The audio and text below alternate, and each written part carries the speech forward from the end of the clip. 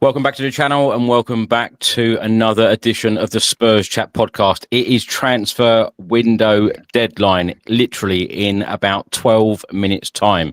Tottenham Hotspur have been busy in this summer transfer window, but is it enough? Now, we're live on YouTube, Facebook and X. Please do get involved. Let us know how you are feeling right now as a Tottenham Hotspur fan, and let us know if you think that Spurs have done enough to back Thomas Frank for the 2025-2026 season. Remember, the board have come out and said a number of times that we want to be fighting on all fronts.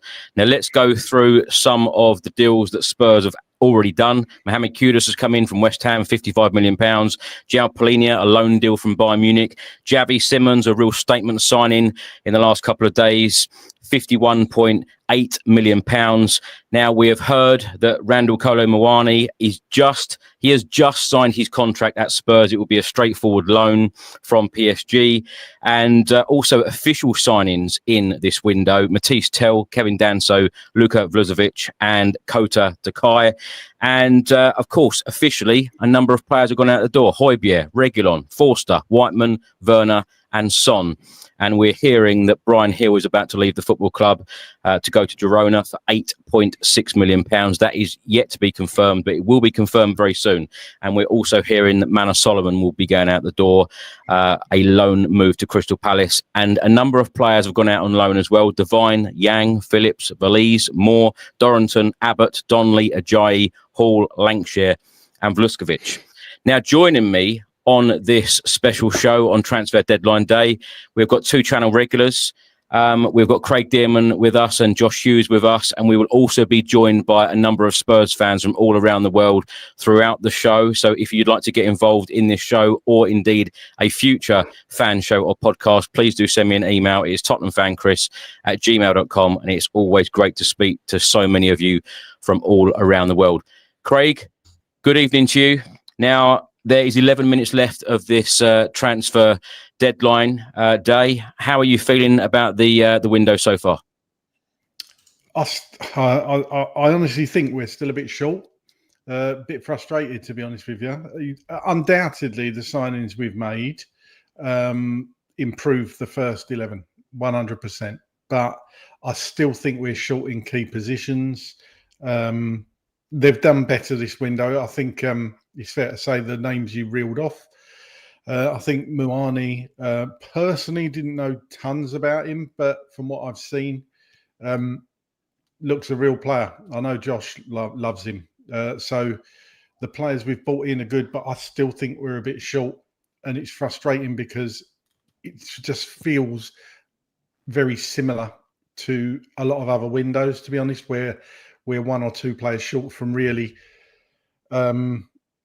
making it a 10 out of 10 window. I know they don't come around very often and everybody's 10 out of 10 is different. But for us to be competing on all four fronts, like Daniel Levy said, I still don't think we're able to with this squad as it stands at the moment. There is some optimism amongst some fans. Sam says, I'll give this window an 8.5 out of 10. Steve says, surprised to have got Muani on loan. Super window, in my opinion. Josh, thanks for joining us on this special show this evening. How are you? Yeah, good. I feel pretty similar to Craig, really. I think it's important to remember that, you know, at the start of the window, when we went for Gibbs White and then missed out on Eze, you know, we thought, you know, this is it, right? And so to get Xavi Simons and Randal Kolo Muani through the door is a positive. I would say in many ways we've had a much better window than I was expecting, because I think I've made my feelings on the board and the ownership of this football club very, very clear on this channel.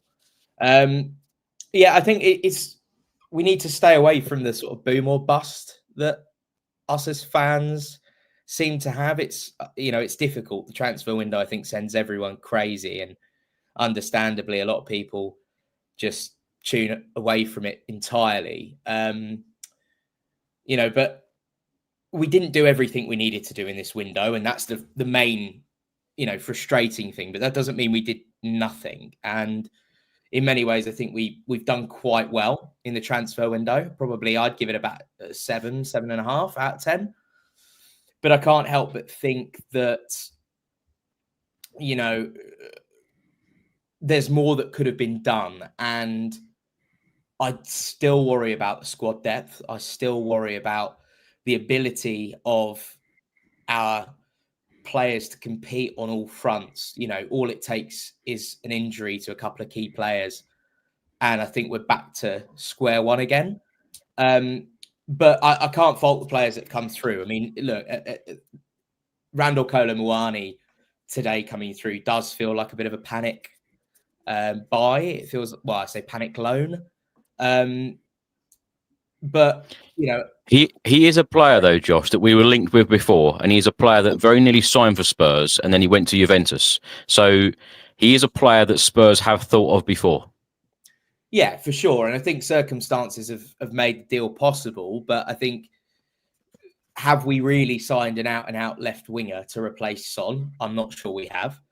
I think we probably needed some left-back cover as well, because as good as Spencer's done filling in there, personally, I'd much rather see Spence at right-back and someone competing with Udogie. And then the other glaring one really is if we get an injury to Mickey van der Ven. You know, there was a lot of talk about Spurs going for a centre half, especially letting Vuskovic go to Hamburg.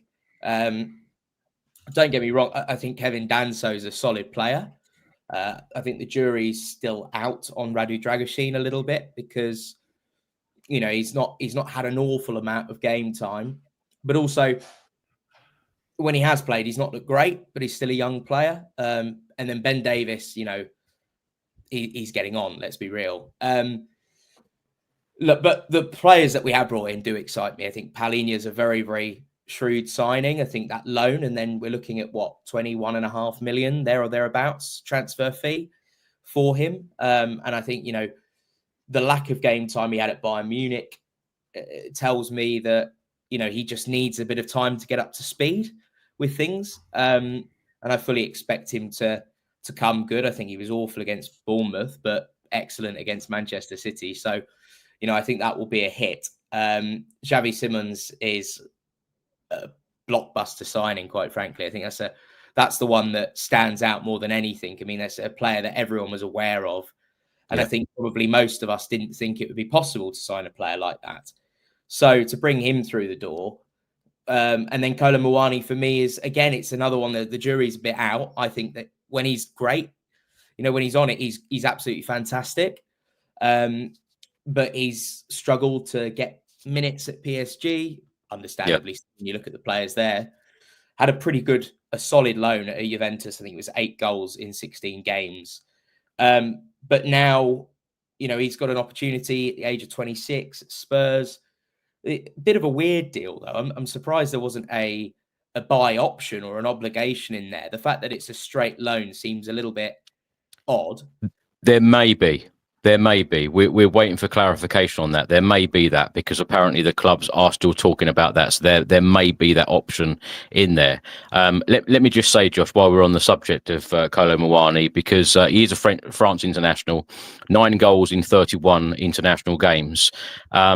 Now he moved he moved from Frankfurt to PSG in 2023. 2 seasons at Frankfurt. He scored 16 league goals in 34 league games, 26 goals in 50 games in all competitions. And the 1.5 seasons he spent at PSG, he scored 8 league goals in 36 games and 11 goals in all competitions in 54 matches. And from January until the end of last season at Juventus in Serie A, he scored 8 league goals in 16 games and 10 goals in 22 games in all competitions. Josh, this is a player, and we know that Thomas Frank loves versatile players. This is a player that can play as a centre forward. He can play on the left wing. He can also play out on the right as well. So, you know, as I said, Thomas Frank loves versatile players. He will be a threat. I've no doubt of that. It's interesting, though, isn't it? Because even at the last press conference after the Bournemouth game, Thomas Frank was asked a very direct question. Will you be going after another centre forward? And Thomas Frank said, no, I'm happy with Richie. I'm happy with Solanke. Of course, we've heard the rumours, although some very reliable journalists have said that Dominic Solanke is expected to be back after the international break, but we have heard rumours about Solanke's injury could be a long-term one. He may need surgery. And also, it's fair to say that Richarlison has had his injury problems. Dominic Solanke has now had his injury problems whilst at Spurs, although he had a great record at Bournemouth when he was there. This could be really good cover. But as far as the player goes, are you excited about Kolo Muani, and will he walk into this team? Because I think it's another fair point to say that João Palhinha, Mohamed Kudus and Xavi Simons, at the start of the window, if I was to ask any Spurs fan, will you be happy that we have 3 players that literally walk straight into this team? Is Kolo Muani a fourth? It's really hard to tell. I think on paper, yes, but how he adapts to the Premier League. I mean, he's not played in the Prem before, so we all know that that's a difficult league to adjust to. I think when he's on it, he's absolutely fantastic, as I said before. But the problem is he's not always been consistent. And what he does give us, though, is experience. He's played in a World Cup. He's played in the Champions League. He knows what it's like to be at a big club. In fact, much bigger clubs than Spurs in Juventus and PSG. But it depends where he plays, right? Because if he's up top, does that open us up to the ability to play 2 up top, which excites me? That's one thing I would look at, because take the Bournemouth game, for example. I thought we were crying out for a system change. Didn't do that in the end. It looked like at half-time Kevin Danso was going to come on because he wasn't wearing a bib as he warmed up. We didn't do that in the end. And I think I'd much rather have Kolo Muani playing up top with Richarlison or Solanke than, trying to get Kudus up there as a makeshift. So I think it gives you that flexibility. And you mentioned his versatility. I think that's a really important point. And if there are injuries, or depending on the game, we know Frank likes to change things up depending on who we're playing. Is a very, very big thing for him. I think Kolo Muani is going to get a lot of game time. To me, it doesn't instantly scream he's going to start above everyone else. But maybe Frank's plan is to utilise him as that left-sided forward, whereas I'm probably more used to seeing him as an out-and-out striker. But that's one of the things that is good about him, is he can play across the front line. Let me just say, the window now is officially closed. It is 7 p.m. UK time. The window is now officially closed, and we are just waiting for confirmation whether the fact that Solomon's deal has got over the line, Bryan Gil's deal has got over the line in terms of outgoings, and Kolo Muani coming in as a new Tottenham Hotspur player. Craig, before we go to our first guest, how are you feeling about Kolo Muani and the signing? The signing of him. Someone else in that final third to, push Richarlison, push Solanke, and have that extra option. And as Josh has already spoken about, the versatility of the player. Xavi Simons, of course, everyone's excited about. We were all excited last week about this signing. We've spoken so often, certainly in the last month or so during pre-season and the Premier League game so far, about Mohamed Kudus. He looks an absolute baller. And João Palhinha, of course, is the number 6 that we have been crying out for. But in terms of Kolo Muani, how excited are you by this signing? What do you think he will bring that is different that Solanke and Richarlison don't have? Because, of course, he does have a lot of experience. He's 26. Yeah, I think he's definitely going to bring that experience. And when you do watch a show reel of his, he's rapidly fast, and he can't off-belt a ball as well.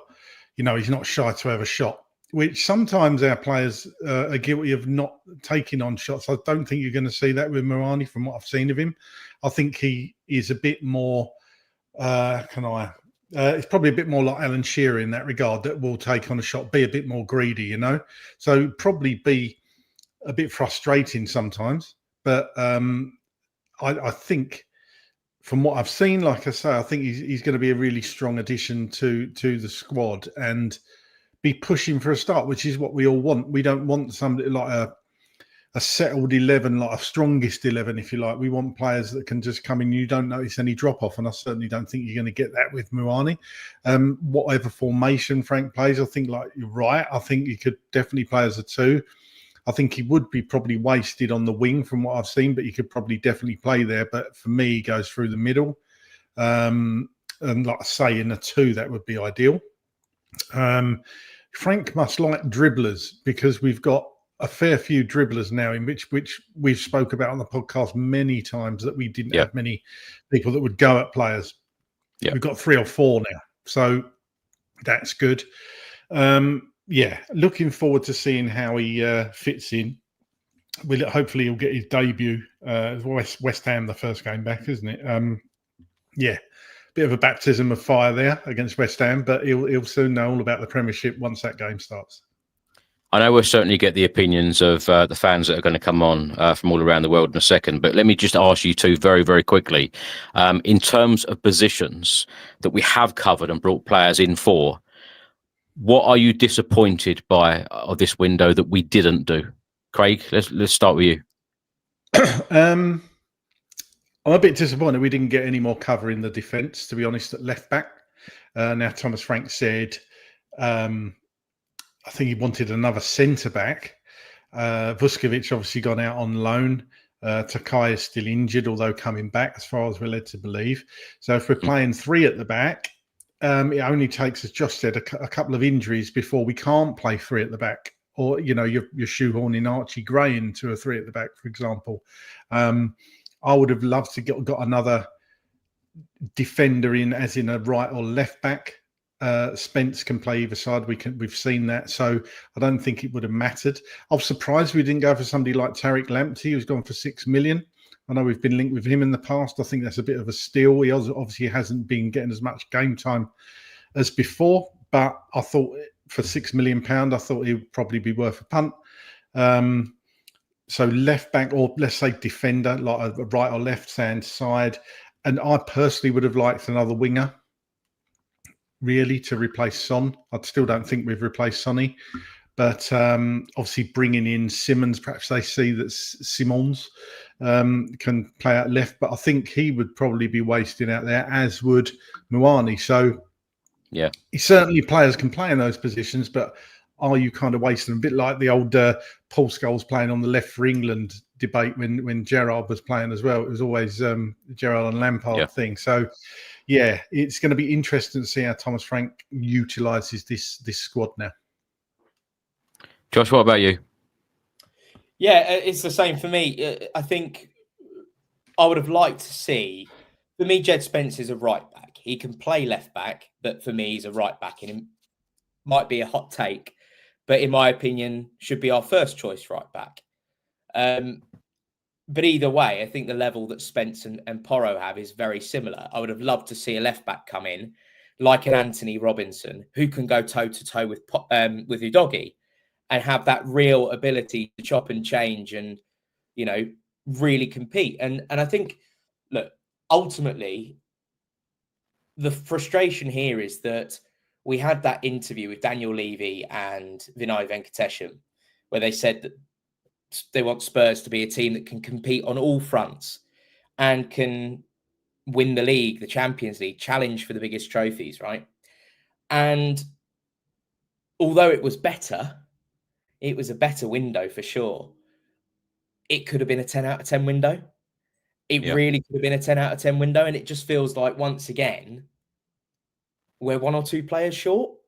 And it feels like there were 1 or 2 players short every single summer transfer window. Although that being said, in fairness, those that have come in have improved the squad. Premier League experience has been brought in. We've brought in 4 players who theoretically could all start. And we were talking about needing to improve that starting 11, and then you've got players that can compete. Suddenly the picture looks very exciting for Spurs when Kulusevski and Maddison are fit. Certainly in terms of attacking options, Spurs look incredible in that view. I mean, still for me, I don't understand the Tell signing, and Odobert, I think the jury's out on him. Is neither here nor there yet, but he was one player actually that did look bright against Bournemouth when he came on. I thought he was actually our best player when he came on. But yeah, I mean, I suppose there's also that losing Sonny. Xavi Simons is a good player, a very good player, and a big player. But it does feel a little bit like Spurs doesn't have a superstar, a player that is, head and shoulders, that everyone knows who it is. Everyone raves about that player. And it could be Xavi Simons. I assume with the deal that's been done, he's taking the 7 shirt. Spurs envisage him being the face of the club for the next 5-6 years. But yeah, it just feels like a difficult time because we've had so much change at the club. We're in a better position than we were. Disappointing that we couldn't get some of the deadwood out. The likes of Yves Bissouma, perhaps now there's a question for, does Bissouma now come back into the squad? Can we get him energized and fit and, doing the right things? Can Frank instill that discipline that he needs? Because suddenly that's good cover if Bissouma is backing and engaged. But yeah, I think it's just the same thing. It's defensively, it's all well and good. We've signed some good attacking players, but I don't think scoring goals was massively our issue. I think we've done well, but actually I was worried about us defensively. That was the big problem last season. And I think again this season, unless we can strengthen, in January, it's one of those that I still think we'll have a good season, but we could have had a 10 and we didn't. Yeah, I've said a lot, Josh, since Thomas Frank has come in. I feel like there's a lot of, I don't know whether pressure is the right word, but there's a lot on Thomas Frank to get the best out of players that are already there as well. And when you think of Mohamed Kudus coming in, Xavi Simons coming in, it's nearly £110 million on 2 players, and I feel like them 2 are going to be the absolute stars for this season. And of course, we have brought in defenders. As I mentioned, officially, Kevin Danso has come in this window. Luka Vluskovic, they've chose to put him out on loan. Kota Takai, we haven't seen yet. Matisse Tell is another player officially signed in this window. Can play in a number of different positions, but I feel like he needs, time. He's another player for the future. Right, let's go to our first guest because we'll really get into it now. Gary must have a lot to say because Gary was here before I even turned up. Gary, how are you? I'm all right, thanks, Chris. Yeah, I just saw the email and I just thought I'll get in quick because sometimes you can wait for an hour. Sorry about that. Yeah, these shows are very popular. So thanks to everyone who's trying to get in. Gary, how are you feeling right now? I think this window has been shadowed a bit by the Morgan, Gibbs-White and the Eze. I think that threw us off the track a little bit. Tottenham came out pretty quick. I think Morgan's Gibbs-White was out of our control. Eze, maybe it was Levy not going in for the release clause. But I think that's thrown us out a little bit. It could have been some really good signing. I don't think we've done bad considering. It's very difficult to criticise because we don't know who wants to come to the club, how near these deals were. We know just the tip of the iceberg of what we read in the papers. It's like Eze. We would have got Eze unless Arsenal would come in. So that one went a bit pear-shaped. But I think the players we've like Kudos, we've actually seen he's good. So it's not like, got this Palina and Simmons. I don't think we've done bad. We haven't got, a fantastic window, but you don't know. I think we tried to get a couple of Man City players, but they didn't seem to want to come, or they might want to come, but the City didn't release them. So it's a bit difficult to know how close we were to all these players that I mentioned. And I think there's been some cash injection to the board somehow. I think they have tried to spend a little bit more than usual, if you can. I think they would have bought the players. I don't know whether it's Enoch put more money in. I think there was a little bit more, let's say, a bit more intention than normal. They did try and go out a little bit early, and I think we've had second and third choices because some went a bit wrong. But we're in a roller coaster. 2 great games and a disappointing game. That's what Tottenham's all about. You don't know what you're going to get. But I'm quite confident with the performances so far with the pre-season, and I think we've got a fair squad. My main concern is the striking. I mean, I live in Bournemouth. I've never rated Solanke, to be quite honest with you. I think Semenyo is a much better player. He's not a 25 goal a season player. and I don't, I've watched him for 6-7 years. He might have had one good season. He holds the play up, and he doesn't get, he gets fairly decent marks on the fans. But I don't think he's a 25 goal man season. Richarlison, got to give him credit. He's looked better, a much better player. But with injuries, is he going to get who's going to get the goals? Can you see an out and out Tell? I don't know why we really signed him. He didn't show very much last season. Can you see where our main goals are going to come? Gary, would you say, I mean, if you made a valid point there, if somebody had said to you, okay, before saying you'd fallen asleep and you woke up at the end of the transfer window and all you knew is we'd signed Matisse Tell, Kota Takai, Kudus, Paulinho, Simons and Muani.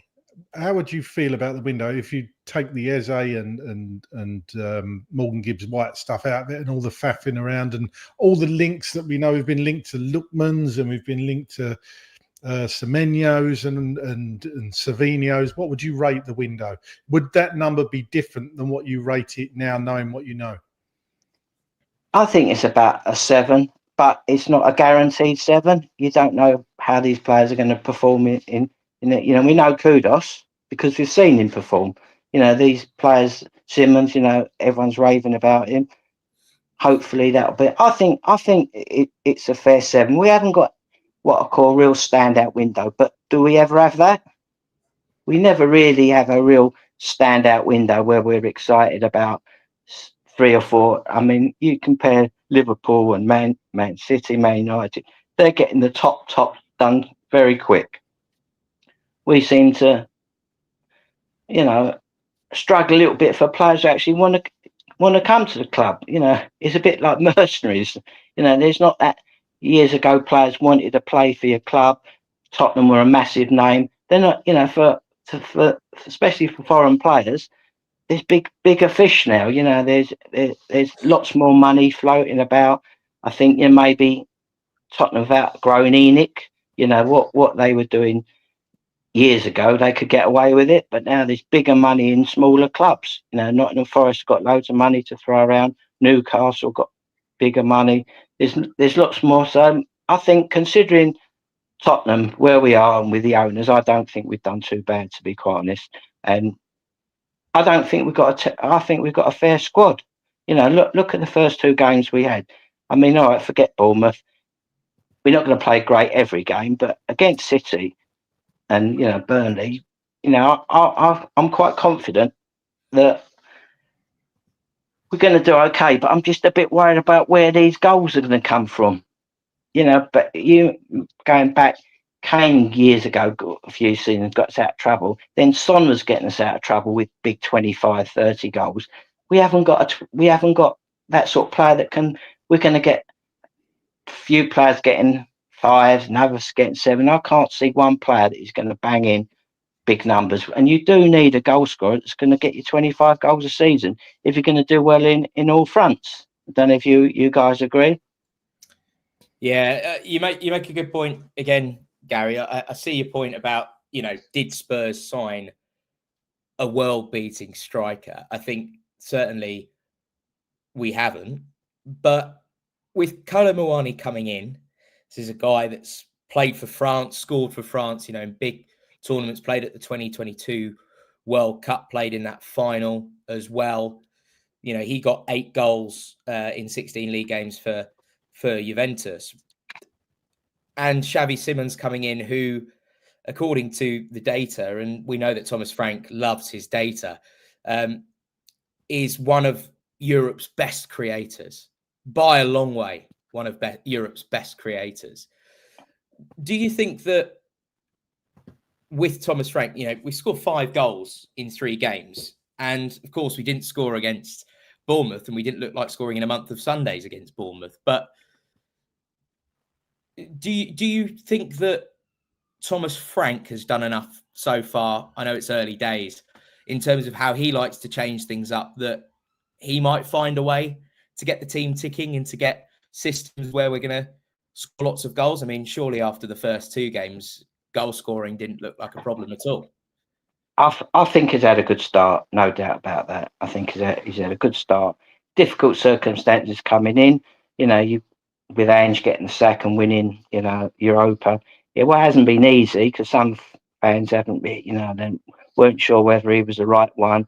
He wasn't a massive name. I think he's done well. I think he sounds good in the press conferences. He's quite early doors. He's had a lot of pre-season flying about all over the place with different temperatures and jet lag. I think he's settled down quite well, to be quite honest with you. I think, I think if we can finish top six, fifth or sixth, I think that'll be a good season. And a bonus is a run in the Champions League and a bit of luck, a good few draws in the 2 cups, not facing bigger teams at the earlier rounds. I think we'll have a fair season, but we're a roller coaster team. Look from last season where we were bad in the league, then Champions League, then managed to get sacked, then fair pre-season, then 2 wins on the bounce, a fair transfer window. I think the window, I can sum the intent was there. It hasn't gone a 10, but I think there was intent to sign a few players, and they said we don't know really hardly any of what goes on behind the scenes of whether they were really going to sign them, whether it's just the press. And we all want fantastic, we all want mega signings, we all want owners to spend all their fortune on players, but it isn't going to happen at the moment, Tottenham. And I think it's fair. I think that fair to good, I think, would sum it up in the circumstances. And I think we've got a few exciting players, and I just hope that we can get Richarlison sort of knocking them in, and Solanke, hopefully has a good season. I think he's more of a holding up player.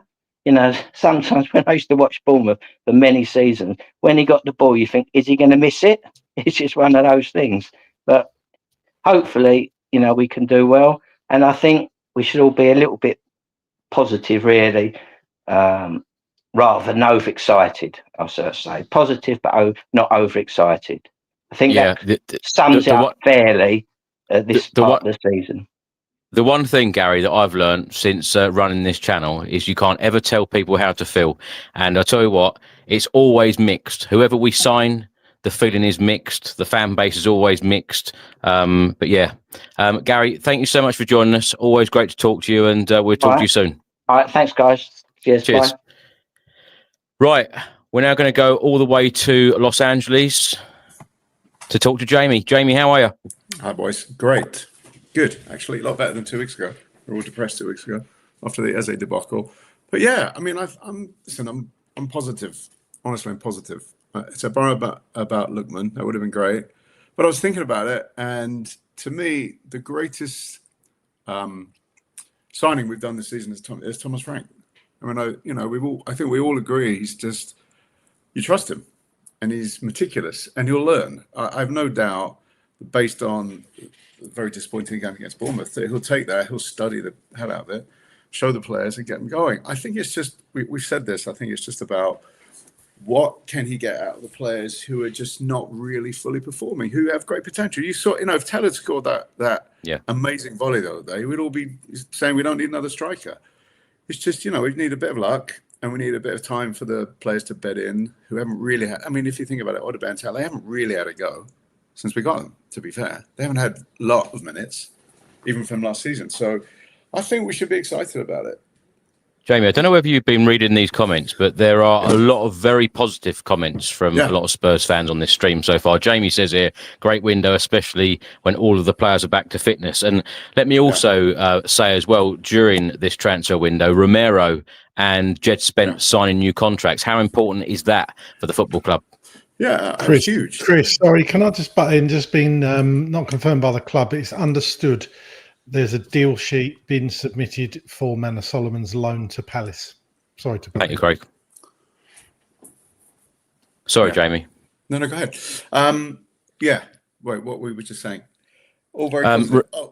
Romero and Spence. How important is that as well? Because I know, like I just said there to Gary, the feeling amongst the fan base, and this happens every single transfer window, whether it's a January window or indeed a summer window, the fan base is always mixed. You're always going to get people that are very negative. You're always going to get people that are saying, oh, we're going to win the Premier League, with the business that we've done. So, and then there's these people in between, which I hope that, are us on this podcast. But, you can't ever tell people how to feel. You can't ever say to people, you've got to feel positive about the window, or you've got to feel negative about the window. We haven't done enough. How do you feel about it? Because when the clubs say we want to be fighting on all fronts, when you think about those Champions League games, the squad that we've got, are you confident that we can compete in all of these competitions? I mean, listen, if you think about it, Liverpool had very, very few injuries last season, right? From what I remember, very few significant injuries or anyone out for a long time. If you think about that, so they could play their best 11 for the majority of the season, at least in the games they were playing them. We never had that luxury. So I think we do need a bit of luck. I think as long as we don't get decimated injuries again to major players, we'll be okay. We all know that we've got really good, strong first 11 when they're playing well. Beyond that, I feel a lot better about the bench now, for sure. So yeah, I feel really positive. I mean, and again, look, QT Moreira is no mug. For him to sign on when he had every opportunity to push for a leave, to get out. I think there's a lot of confidence about what the potential optimism of the club is in terms of not just this window. Look, I would say this is an 8 or 9 out of 10. It's relative to Tottenham. I mean, we're a bit blasé now because of course we can't compare it to the big boys, right? The Chelseas, the Liverpools, etc., and the Arsenals. I mean, the money they're spending, but relative to Tottenham, we've never had a window like this. I mean, how can we say that's like a 6 or 7? That's got to be an 8 or 9. Would it have been a 10 with a Lookman? Yes. Maybe another defender. Fair enough. I wish we hadn't sent Busquets out, but I get it. He looks amazing. Mm-hmm. Better than anyone else we were going to bring. Can I just jump in there? One quick thing. Damasio reporting that Dele Alli has now terminated his contract with Como and is now a free agent. There's been reports that he may consider retiring. I just want to throw this one out there, and I can already see Chris shaking his head at this, but pay-as-you-play contract, I think he would meet, you correct me if I'm wrong, but I think he would meet the club-trained quota. 1 year. Would you take it? I think for me, look, I love Dele Alli. Always loved Dele Alli. Too sentimental. I'll be going with sentimentality. Yeah. We all love him. Exactly what Craig said. We all love the guy. We all love him. But I'm not sure that we need any more. We need to concentrate on us to move forward. Is that the politest way of putting it? It's a fair comment. I'm asking the question because I saw it pop up, and I immediately looked into the comments, and it's very, very split. But a lot of people saying they would take him for the vibes. A lot of people saying, Thomas Frank loves to develop players. Free transfer, so the window doesn't matter. We could still sign him. That's why I'm throwing it out there. I'm not saying I would necessarily take him, but just seeing that point there. The other thing I was just going to ask you, Jamie, was you said it's sort of an 8 or 9. You don't get why people are saying maybe 6 or 7. Is 7 not a fair score though, when you've got the likes of Xavi Simons and Randal, Kolo, Muani, who are yet to kick a ball for Spurs? And is it one of those things that, if they're flops, it's a lower number, but if they do really well, then it's a higher number? No, for sure. I'm personally, I'm not a fan of the whole rating windows out of 10 generally anyway, because it's hard to tell this early on. But I would say the reason I would give it a high rating, whatever the number, is because we've done something we've not done before, which is bring in players that are going to go straight into the first team who have experience. All right, Simons hasn't played in the Premier League, but he's played everywhere else. And he's played for top teams, for top managers, top coaches, which is another consideration. So I just think in terms of who we've gone for, in terms of the players we've gone for, we've not done that before repeatedly, maybe a one-off here and there. Right, we went for Gahey supposedly for 70 million in January. We don't know if that was legit or not. But the point is that there is more ambition and there is clearly money in the bank that they're saying they don't have. So that's all I'm saying is we're finally going for the big players. I think quite honestly, and I said this when I was on a couple of weeks ago, Eze was an Arsenal fan, Bren was a United fan. We heard that Simmons was a Chelsea fan, so thank God that one came through. But, you can't compete with that. I don't think that was necessarily because we screwed something up in the contract or didn't deal well enough to give. It's an easy shot to take at the board for that. But I think at the end of the day, if a player got his heart set on a team, we know that that's what wins out. So I'm all right with it. For Tottenham, I think it's a bloody good window. I think it's a really good window. Yeah, to your point, Josh, hopefully they will fulfill their potential. But I feel more confident with the Thomas Frank behind them in that and the coaching staff he's got and the drills that they're doing based on everything we've seen in the past. I've got more faith in it happening this time around than any other coach or manager. Jamie, do you think? Sorry, can I butt in for a sec? Just got a report on the Kolo Muani. L'Equipe are reporting that apparently PSG failed in their attempts to include a purchase option within the Spurs loan. They wanted Spurs to have to be able to take him. I think PSG want him off the books, and it looks like potentially that is not going to be in the deal. So a straightforward loan, according to L'Equipe. That's interesting that Spurs didn't want that. I suppose they want to try before they buy. They're probably going to be a gentleman's agreement, perhaps. I don't know. Not that matters in football. Jamie, I've totally forgotten what I was going to ask you, so I'm gonna try and remember. If Spurs, do you think Spurs are going to go back in for the likes of Savinho, Lookman, whoever in January? Do you think these are ones on the back burner? Because my rough back of fag packet calculations, I think we've still got a fair few million that we could have spent in this window. Yeah. Do you think? Can I just add to that? Do you think we've got enough to let Thomas Frank compete on all four levels? I think it's just about injuries. I really do. I think if we can have a bit of more luck than we've had in previous seasons, not the most recent, I think we'll be fine. I mean, and that we also don't know Thomas Frank in Europe. We don't really know him, and I'm not aware of how he would play how much he would rotate players in his cup games when he was managing Brentford. To be honest, one of you might know that, but we don't know. So I think as long as he's smart, and he's a very smart dude, if he's smart about the rotation and that there isn't a massive drop off between the cup teams and the Premier League teams, I think we'll be okay. But I do feel that again, injuries, all the hamstrings, I think seem to be pretty clearly related to the way Andrew was playing last time. Hopefully that's not quite, there's been no hamstring so far. Had a couple of dodgy repeats, but then again, Maddison was not the same injury, just the knee. So I know it's hard to say. I think that really depends on. We need a bit of luck with injuries, like Liverpool did. I mean, they really did, right? As one example. Jamie, before you go, let me just ask you about Grealish, because Richard Evans says here, and I completely agree. And I said this on the channel at the time, and people shot me down and said, no, we don't want Jack Grealish here. Now everyone's raving about Grealish because what he's done at Everton. Grealish would have been brilliant for us, turned Everton around straight away. Would you have liked to seen him in a Spurs shirt? I think so, but at the same time, Kudos played out of his skin for 3 games and had a really quiet game the other day. Give Grealish some time. He'll quiet down. I'm not that worried about it. We did fine. Jamie, thanks so much for joining us, and we'll talk to you soon. All Cheers. Cheers. Cheers, Jamie. Right, we're now going to go to Tim. Tim, evening to you. How are you? Yeah, pretty happy, man. I'm reasonably happy with what's gone on today. You happy?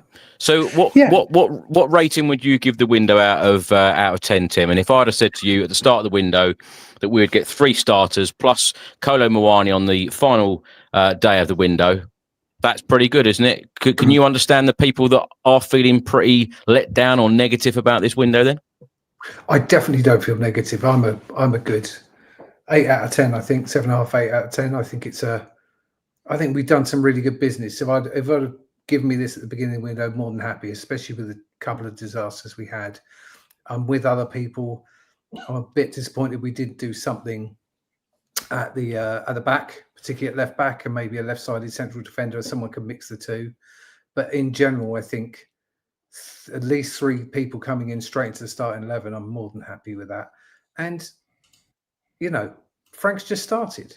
He's just started to know his players. So we've got to give it a few months to to kind of boil a bit and see what happens, and also with injuries and what happens with people like Dom.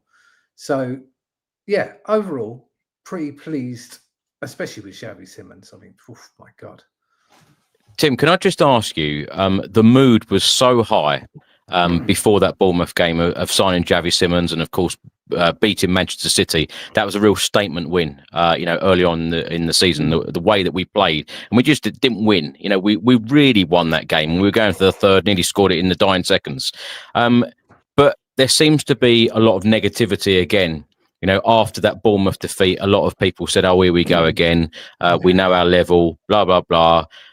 Do you get that negativity? Because when a manager comes in, surely it's going to take time. And I know a lot of football fans, especially Spurs fans, don't like to hear that thing of, time and patience. But, Thomas Frank, it's going to take a little while, before he gets to know all of the players and what he can do with the players, develop certain players, bringing new players in, etc.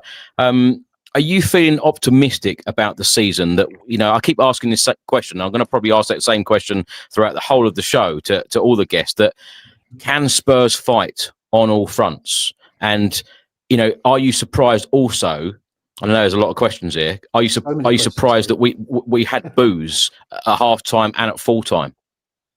I was really surprised at the boos. Maybe it was to do with the boos, if you know what I mean. I think what it was the surprise at quite how bad we were on Saturday. Not that we'd lost, not that we didn't play very well, but that we had just almost no shots at all and no shots on target for 70 odd minutes. I kind of, when I was watching the game, I thought, I'll give it to half time and Thomas will sort stuff out. And it didn't really change and people could see the problem. So, and then, I can understand people be unhappy, not happy with the boos at all, but then just give the man a bit of time. He doesn't know the team yet. He doesn't know what they can take and whether they can take instructions. For me, Porro needs to go off or change position just to shore up that side of it. But it wasn't obvious. Maybe he just wants to try different things with different players, and unfortunately, it didn't work out. But again, I was really disappointed with Saturday. But it's a work in progress. We are 3 matches in, and we're still 2 wins and a loss, which is not too bad. I think it was just the nature of the performance was so jarring against the other two that it just put it into kind of stark contrast, really. Do you think, Tim, that obviously with the results over the weekend kind of went our way, if you can say that, at this early stage? Thomas Frank's not going to be panicking anytime soon, is he? I mean, we're essentially 2 points or 3 points, isn't it, behind Liverpool, kind of up there. We're in the top 4 at the moment. I know it's early days, 3 games in, but Thomas Frank's not going to be panicking. But what do you think he would have made of the window? Do you think he would be happy with everything that we've done with ins and outs, or do you think he's going to be a bit frustrated? It just strikes me as a person who doesn't panic full stop, which I love. He just seems, okay, this is what I got. I've got to work with it. I think he probably could have done with another defender just to shore things up a bit, bearing in mind if we want to fight on all fronts with the inverted commas. But I'd imagine he just comes across as that sort of person who's like, right, this is what I got. This is what I'm going to work with. Even though it's not perfect, I can make it the best I can. And so I think he is the sort of person that will calm everything down. There won't be any panic. There won't be any kind of emotion in it. It's very much technical. This is what we need to do, but not cold. He's still, he's such a teacher, isn't he? He's such the teacher. He's kind of nice when he needs to be, very straightforward other times, and nothing seems to throw him, even in a difficult press conference. He's like, hey ho, that's just the way it goes. We go again on Monday. So I think it's such a. I'm with last caller, Jamie. Was it? He's the best signing of this window by a long chalk. And I think he's going to be really happy with the last 2 or 3 signings, going on top of Paulinho, who I think is going to be just masterful in midfield, and will teach the young ones a hell of a lot more than any others can do. I think Kudos has shown himself to be absolutely fantastic, but can have off games. Then he's going to be pushed by people like Xavi Simons, Muani. to play better. So I'm really hopeful about what's going to happen here. I'm not particularly worried, but un-Tottenham like, I'm going to be patient. Tim, can I ask you, going back to the Bournemouth game and Thomas Frank, do you think this is exactly the type of game that he's going to learn from? Of course, there was a game plan clearly from Bournemouth that worked. I think Thomas Frank alluded to it in the post-match press conference where he said, he doesn't like the boos, but completely understood how high the expectations of Spurs fans are. And that for me was the thing that stood out more than anything in that press conference, was he looked genuinely pissed off. Yeah. And, his reaction was very much that of, I completely understand the pressure here. So do you think he's going to learn from that? And with these signings, how do you think he's going to learn from it? That's what I said. It really surprised me that he really didn't make a lot of changes, not particularly in personnel, but how they played at half time. So I think one thing you'll definitely learn from this, I think, is you've got to make those changes quickly with this sort of club, because what surprised me is he kind of got out-coached. He got way outmaneuvered. They played absolutely fantastically, and we just couldn't cope with it. So I think he's definitely going to learn to act quicker. Well, he's definitely going to. Who am I to know? Ever? I just get a feeling because he's not the sort of person who's panicking. He's like, right, okay, I know this is the way it happened. Now I'm going to need to move in to a different formation or bring a certain different player over, change things around, which he seemed a bit reticent to do during that match, which I did find odd. So bearing in mind the totally, I think he said in his press match, he's played 3 totally different games in his first 3 games. If you want to include PSG, that's 4, isn't it? So I can't remember. I'm losing count already. Yeah. 4. So 4 completely different games. So bearing in mind what kind of competitions we're in, it's like 4 competitions, everything's going to be so different. And I think he's still learning his players and who fits where and who can be much more pliable in where they play and where they move and what happens. And that's going to take a little while longer to get used to. I'd say up until about November, it's going to be almost a total learning curve, especially with these 2 new boys coming in as well and what they're going to play like.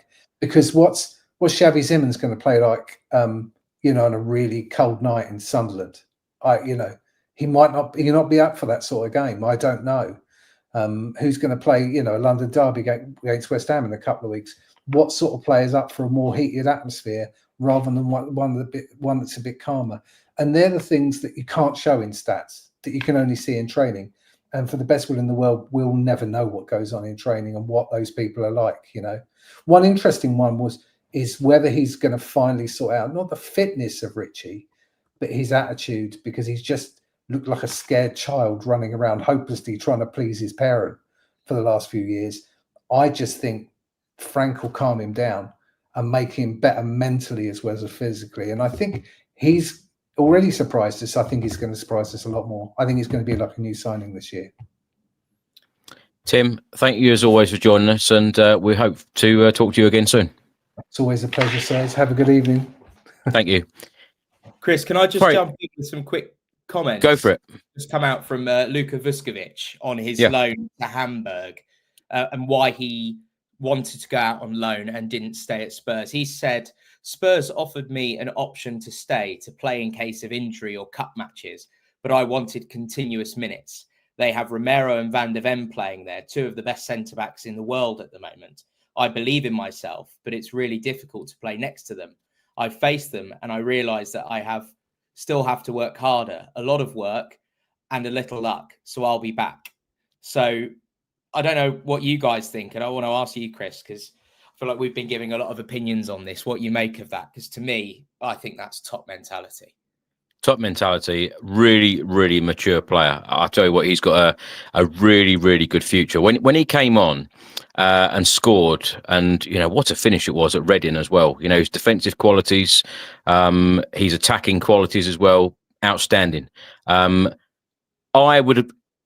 It's funny because I would like to have seen him play more minutes in a Tottenham shirt, but I completely get the loan. And exactly what you said there, when you've got Romero and Van der Ven, who I believe he will learn a lot from in the future. But, Spurs have gone out, fair play to the club. We've identified some really top talented players, including him. But you're absolutely right, Josh. Top mentality in that regard. But he will learn a lot again from another loan. So, and I've always said this, when players go out on loan, it's very, very important they get minutes and really valuable minutes. And I'm sure he will there because he is so well respected around Europe. So many clubs wanted him. And I'm so glad that Spurs do have him. Let me ask both of you, Josh, let me start with you because Ange Postecoglou, in his last couple of press conferences at Spurs, he said about the experience. This window was about bringing in experienced players because we've gone down the players for the future in previous windows.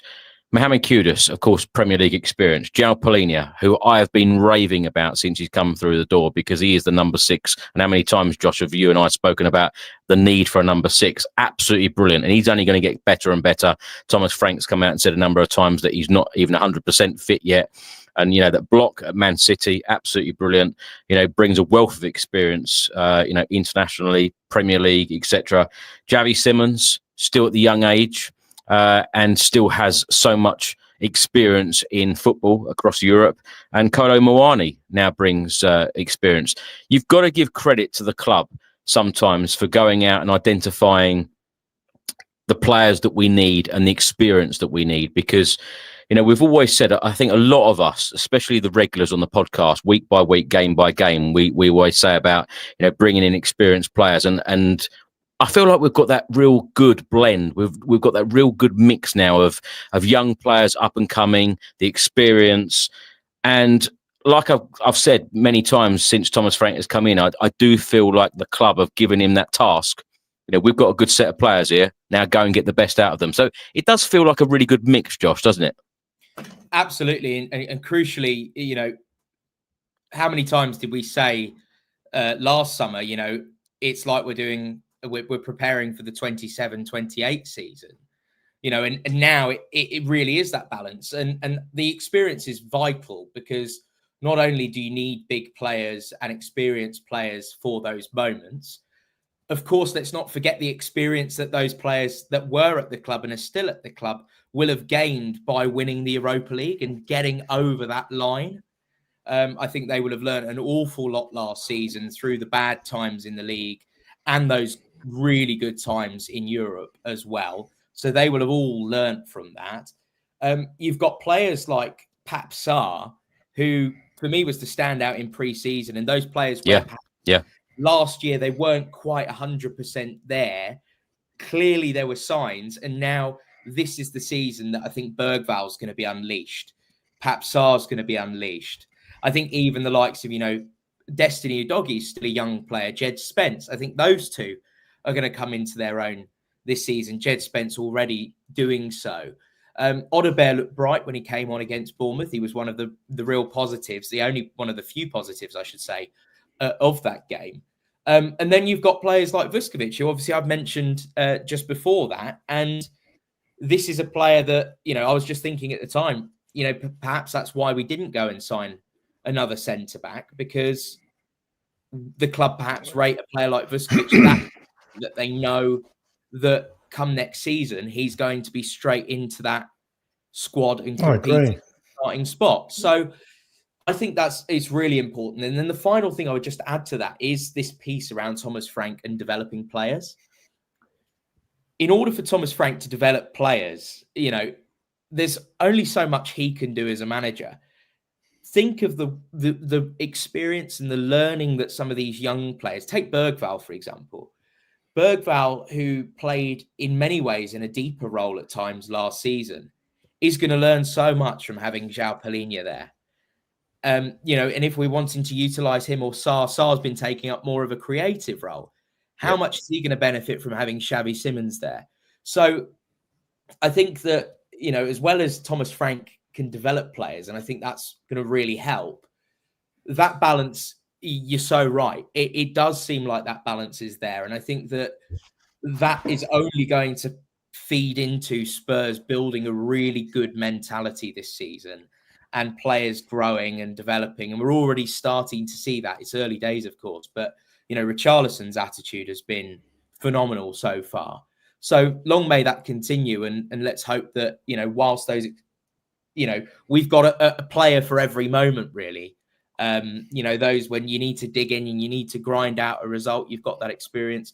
When you need a bit of magic, hopefully Xavi Simons is going to be that player, or Kolo Muani might be that player. Kuda certainly can be that player. So yeah, I think overall we're in a good spot. Do you know what's weird? So you know what's really weird? You're saying about centre backs, Josh. Literally, I'll flick back to X. Mark Gahey is staying at Crystal Palace.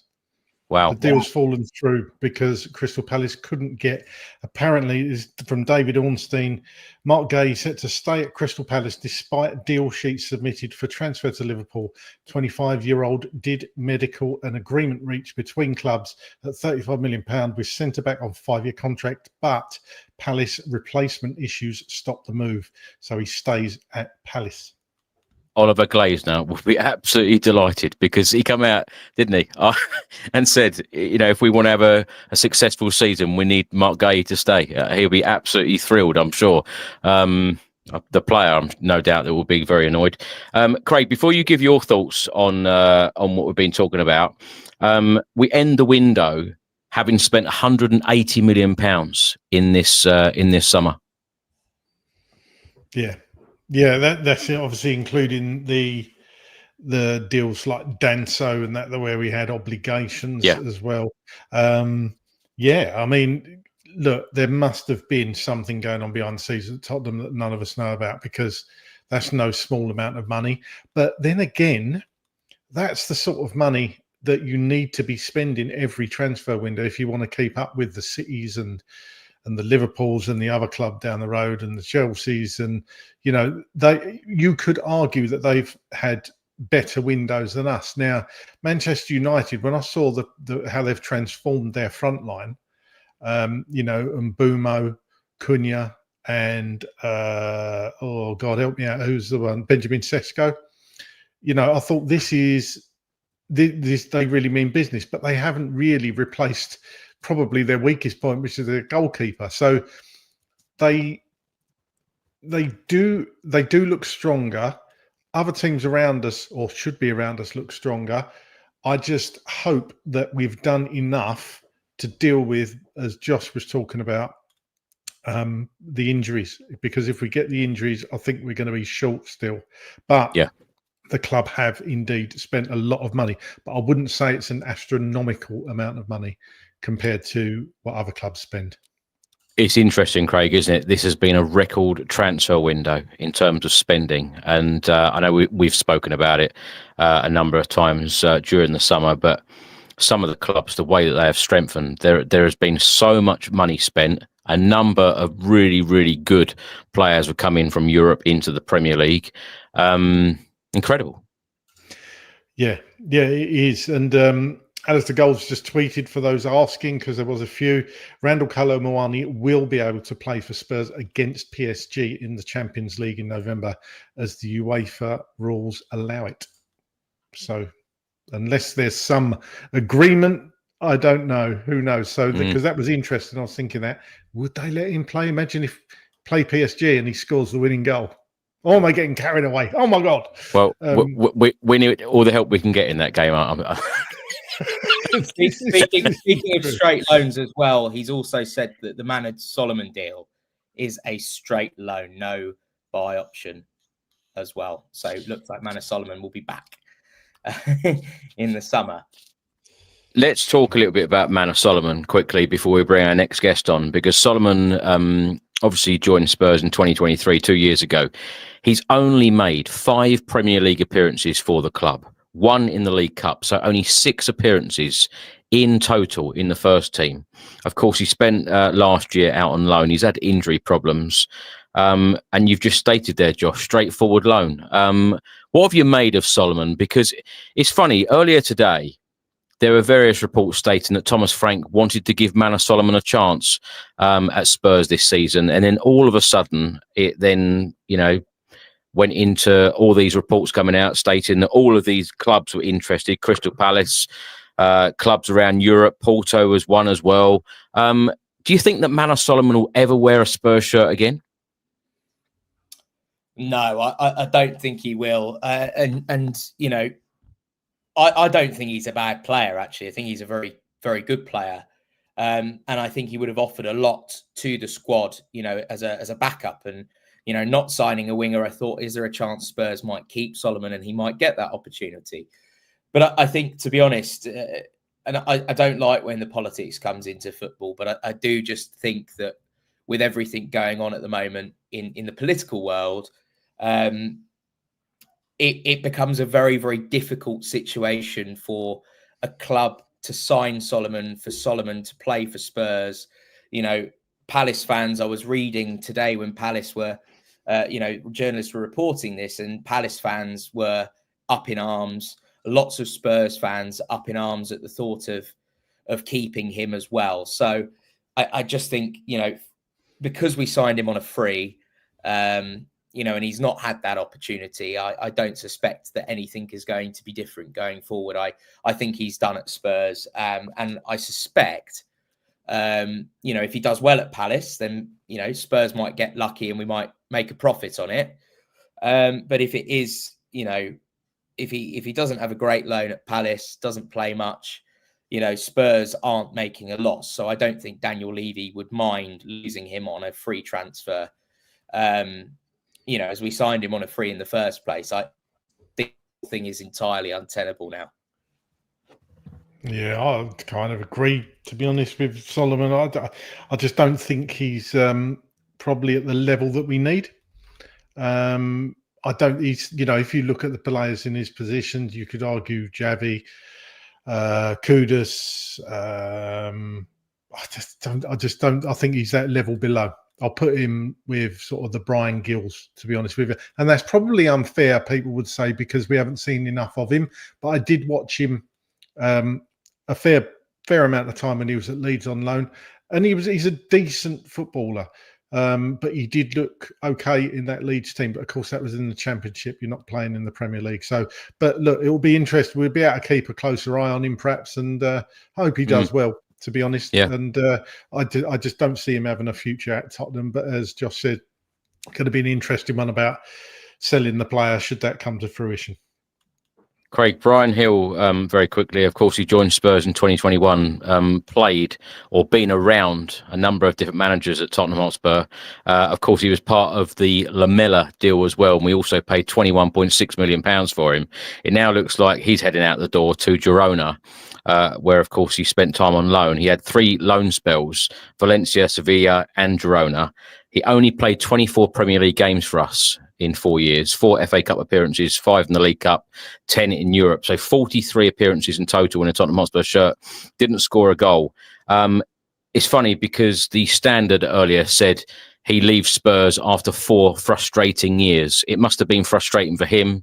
It's been frustrating for the fans. I suppose it's been frustrating for the football club as well. How would you describe his time at Tottenham? Bit of a disaster, really, isn't it, for him? In a way, you kind of feel sorry for the player. He just hasn't been settled over the last 4 or 5 years. Had some loans, as you say. I think, you know, when he did get a few run of games, didn't he, when we had the injury crisis? Was that under Conte? He set up a couple of goals. He really was playing reasonably well. I think it was under Conte, perhaps. Might have been. I remember him having a good night at Crystal Palace, and that's the only thing that I remember about him. Yeah, 2 good games in a row that he played. I remember that. I'll give him 2. You're giving what him was that one then? I don't know what it was, but he played. He was reasonable. I think he possibly came on as a sub and did a couple of things. But look, ultimately, it just hasn't worked out for him at Tottenham. I don't think he's built for the Premier League. Some players aren't. You know, that's not saying that they're bad players, but if consecutive manager after manager after manager comes through the door and doesn't fancy the player, then perhaps there's something wrong with the player and the club and the league. And these things happen sometimes, you know. You can't get, I do it, you know, you sit here and moan about transfers, so-and-so, well, that's a crap transfer. They're not all going to work, because if they all worked, then well, they just don't. Let's face it, they don't all work. And sadly, Bryan Gil is not one of those ones that's worked. But hopefully, he'll be able to get his career back on track now. Let me just say, there's a number of people messaging me saying they can't get in the green room at the moment because it's full. These shows are very popular, and we really do appreciate you coming on. So please do keep trying, because we want to get through as many people and as many countries as possible as well. We love talking to everyone, all around the world. We're now going to go to Canada to talk to John. John, how are you? I'm doing fine, thank you very much. Yeah, Hello, John. How are we doing, Craig? Nice to see you, and you, and Josh. Nice to see you, mate. John, how are you feeling at the moment with Tottenham's transfer window? Of course, the transfer window is now officially closed. Are you happy? The majority of fans that are watching and listening to this podcast at the moment, they all seem happy. Are you happy over there in Canada? I'm at 7.5. I think we've done well. Could we have picked up a left defender? I would like to have seen that. Central defender, I'm out. The jury's out on that one. I think Solanke is going to be out for an extended long time by picking up this loan from Paris. I think it's a stopgap. Okay, fair enough. Let's hope he scores a lot of goals. Going out the door, Hill and Solomon. Yes, okay, thank you, guys. It never worked out. And things like that happen in life, in all professions. You think you're going into a great job, it's the job of your choice, and it doesn't work out. And at the end of it, you pick yourself up, dust yourself off, and go again. I've had employees coming in, you think they're wonderful, and they don't work out. And it works that way. Sure. John, one player we haven't mentioned. Sorry, Craig. One player we haven't mentioned so far, and that's Yves Bissouma. For now, it looks like he's staying. Are you surprised? Yeah. I think you and I discussed that last time. You said to me, "Has Bissouma got a future?" And I said yes at Crystal Palace. I think. I think Bissouma. Sorry, John, I think Bissouma. The Turkish window's open for another month. I think you could see Bissouma going to Turkey before the end of the window. But that's probably fair enough. I think in terms of Tottenham, I think Bissouma has blotted his copybook and beyond redemption, and I think that's a given, and I don't think he's coming back. All in all, I think it's not a bad window. We could have done a lot worse. Can I just add to that, Craig? So the Turkey window, it closed in 11 days. So it closed on the 12th of September. Greece, same one. The Serbian Super League, that goes on to the 17th of September. Josh, can I ask you, before you ask John your question, are you a fan of these windows being open until different times? Should they all close on the same date? I couldn't care less, to be honest. I think it's one of these things that if the Premier League's not happy with it, then the Premier League should keep the window open. I personally would rather see the window open from the day after the Premier League season finishes and shut the day or the evening before the Premier League starts. That would be my preference. I don't like this kind of, teams not having what they need during the season. Personally, don't like it from the perspective that I think Spurs are sometimes guilty of leaving it quite late. But look, from a Spurs perspective now, you mentioned that Turkey point with Bissouma. I'm quite conflicted on it because I'm sure, if the money comes in, they'll take the money. But because we didn't get that extra one or two players. Josh, sorry. Tottenham Hotspur have just tweeted a video of Randal Kolo Muani putting on the Tottenham Hotspur shirt. So this is now official. He has joined on loan until the end of the season. I'm trying to see is there a way of you getting the video up? I've got it up here. Seeing it up. Wonderful. I'll tell you that's one thing. It's a total side point, but I've really enjoyed the way that Tottenham have announced some players this summer. I've really enjoyed. I think the social media team deserve a raise. I think they've been really good with quality videos this summer. But yeah, can I just ask you actually quickly before you carry on, Josh? Josh is probably too young, but no, you will remember. You probably remember. I'll come to John first. We're talking about transfer windows, John. Right now, you'll remember certainly.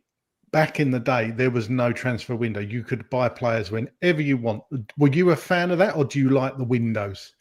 Well, there was transfer deadline day, wasn't it? It was in about March. You couldn't sign a new player after March the 25th or something, right? And then, of course, you had players coming in all that time and going out that time, and players being bought and sold. I think I personally actually prefer the window because that's who can we find to bail ourselves out on the 21st of March was never good. And I think, you're stuck with the players you got for the season when you start the season. And if you haven't got them, well, that's tough luck. What about you, Josh? Do you like the windows, or did you like the old way of doing it? I do, because I think we've already seen this situation, and I'll just comment on something that's, affected a few clubs this summer, namely, likes of Newcastle and Villa are the two that stand out. But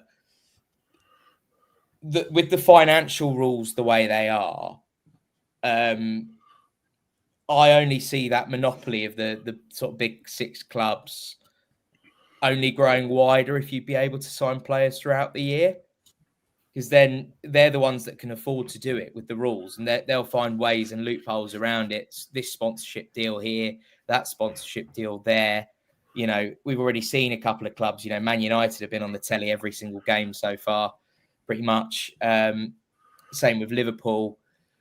So for me, I think that would only create a scenario where big clubs pinch players off of lesser clubs, perhaps, or smaller clubs, but at a time where they really can't replace them. So, yeah, I think the window's good. But as I said, I'd much rather it be day after the season finishes to the day before the season. I think that would just be a much better way of doing it. But I agree.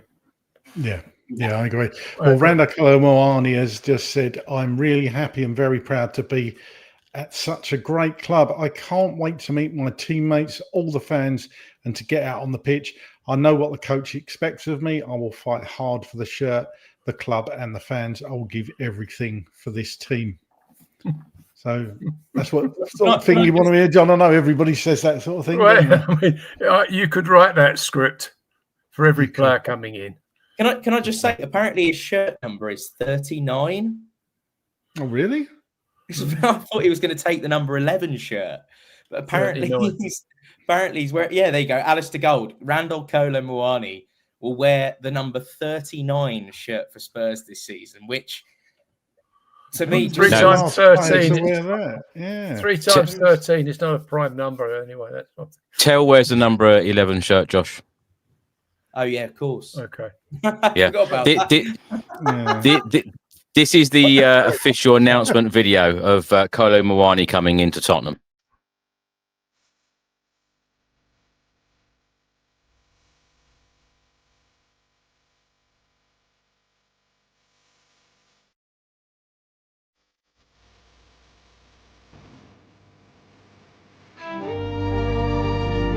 Mentalité, passion, classe.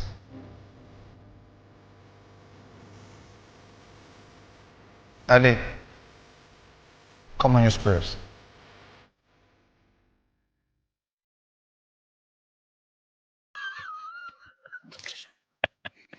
John, lastly, I've asked a lot of people this. I've asked a lot of people this question tonight. What we've done in the transfer window, What's possible? What's realistic?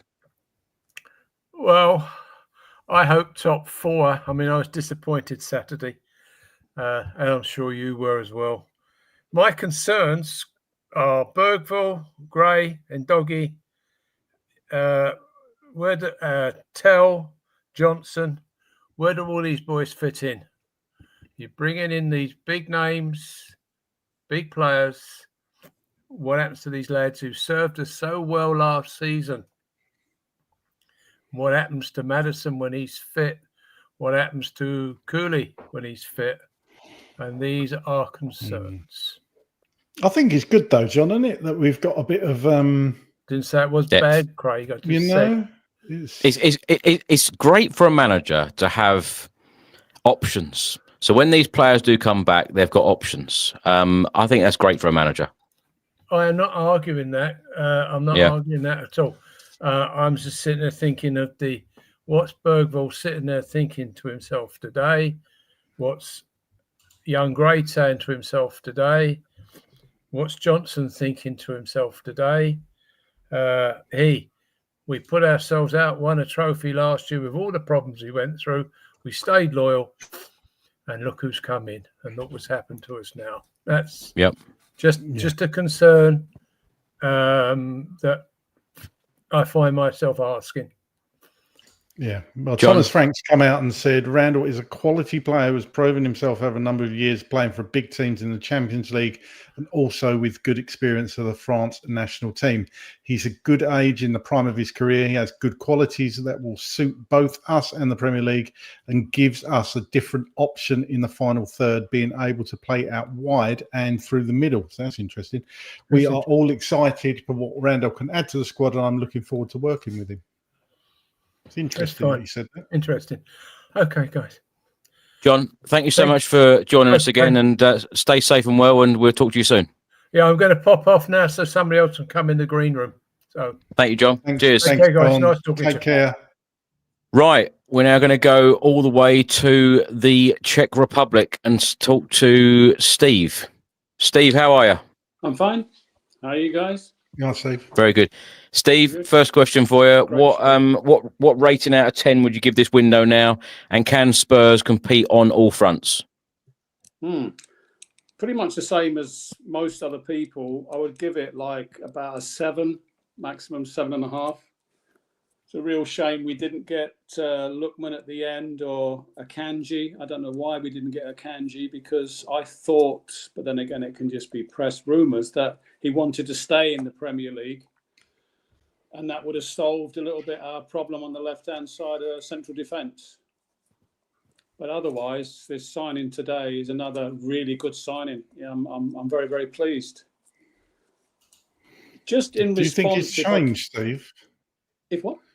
Do you think it's changed us in this signing? Do you think there's any differences from previous transfer windows with the quality of players that we're bringing in?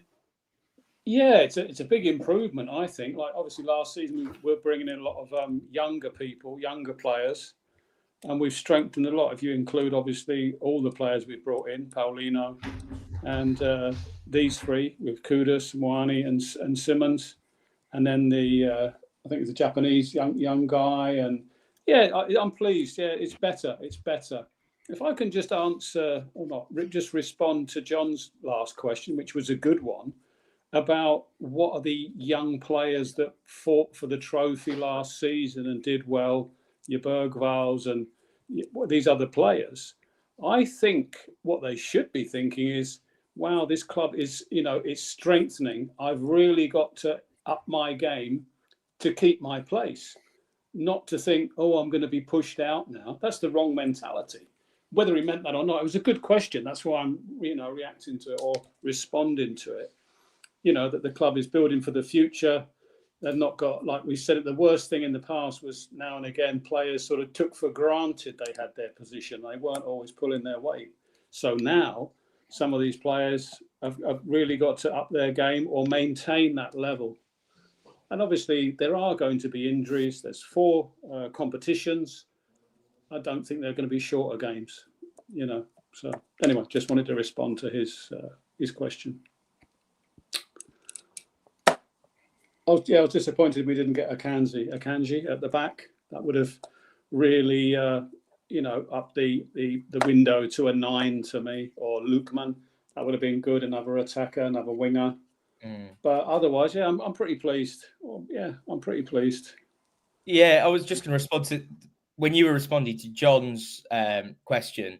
I completely agree with you. I think, that has often been part of the mentality problem at Spurs that we have to change, which is that this is a squad game and we have lots and lots of football matches. I don't think if anyone doubts, what it might mean for other players, well, I think it's a good thing, because what happens when we have a light squad and we get injuries and we don't have players that can come in? Everyone's up in arms. So I think it's great for competition. I was just looking out of curiosity on Manchester City's website and their squad, and looking at some of the players that they've got there.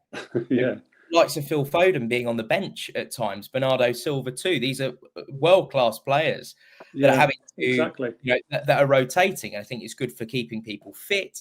It's good for increasing that competition. But I just wanted to ask you about Kolo Muani, who's obviously just come in today, and the decision to not go for an out-and-out left winger. Kolo Muani can play off the left. We know Johnson's been filling in there as well. Kudus can play on both sides. Simons can play there. How do you see the team looking? Let's assume that everyone is fit for the West Ham game. Of course, it might not be the case. Let's exclude Kulusevski and Maddison, because we know they're out for a very long time. What would you like to see the team be, or certainly that midfield and an attack against West Ham, now that we've got this wealth of players? Obviously Simons and Kolo Muani will be likely involved. To be honest, I mean, I don't know I'm not saying that I don't think that Frank will do this, but I'm thinking of more further down the road when these players, Muani and Simons, have bedded in a bit. But I would you'd keep Paulina in the 6, in front of them Sarr and Bergvall on the right, Kudus, Muani in the middle, and Simons on the left. That would be my midfield attack. I back that. I would have responded and said, we've seen the long throw-ins come back into fashion. Surely the next step for football, the next evolution, is to go back to the 4-4-2. And I would love to see Simons off the left, Kudus, and then Muani and Richarlison. That's me personally. But what I'd love more than to see a 4-4-2 come back in.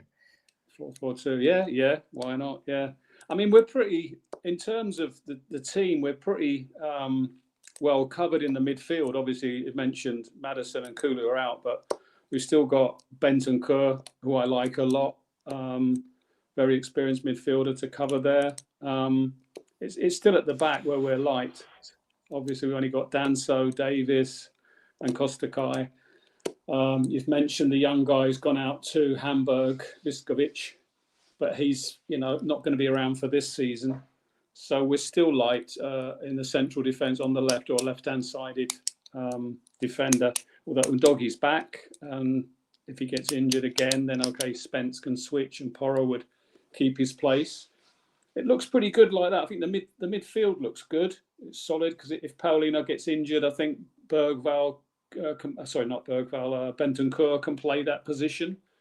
I don't think I'd put Bergvall in the 6. I think he's much better going forward. His marauding runs, he looks, to break down the lines, and he can get shots away like he did against Liverpool in the League Cup. It's going to be exciting. Can I just finally ask you about Bergvall, because there was footage of him in the warm-up before the Bournemouth game where he threw his bib in frustration, and of course he started against Burnley, didn't start against City or Bournemouth. Do you think that Thomas Frank trusts Bergvall? Of course, he's still incredibly young, but now that Polinia's come in, Sarr's obviously, nailed on to start the way he's been playing. And obviously Bentancur's then been the other one that's been trusted. We get to see Simons plays. But if you're Bergvall, do you think Frank trusts him enough yet? And do you think that that's something that will come in time? That's something that will come in time, isn't it? He's a young player. I like him as a player. He gets stuck in. I mean, I think he got booked or he committed a bit of a dangerous foul in the first 2 minutes of coming on. But I do like it when he picks up the ball, turns and runs forward. It's something that not really many other players do apart from Sarr. So, and he also, they changed the dynamic when himself came on and Odeberg on the left hand side and in the middle. We started creating a bit more, and that chance he had when he ran across the front of the 18-yard box, and everyone was like screaming for him to shoot, and he didn't, and eventually he laid it off. And in fact, he did have the only shot, one of the few shots on target we had. So, yeah, I just think it's a question of time with Frank, like people have alluded to already, that it's a question. He's got to look at so many players. Now he's got another 2 new players come in, and then eventually he'll have players coming back. So he'll have a nice headache when eventually Kolo and Madders come back. Yeah.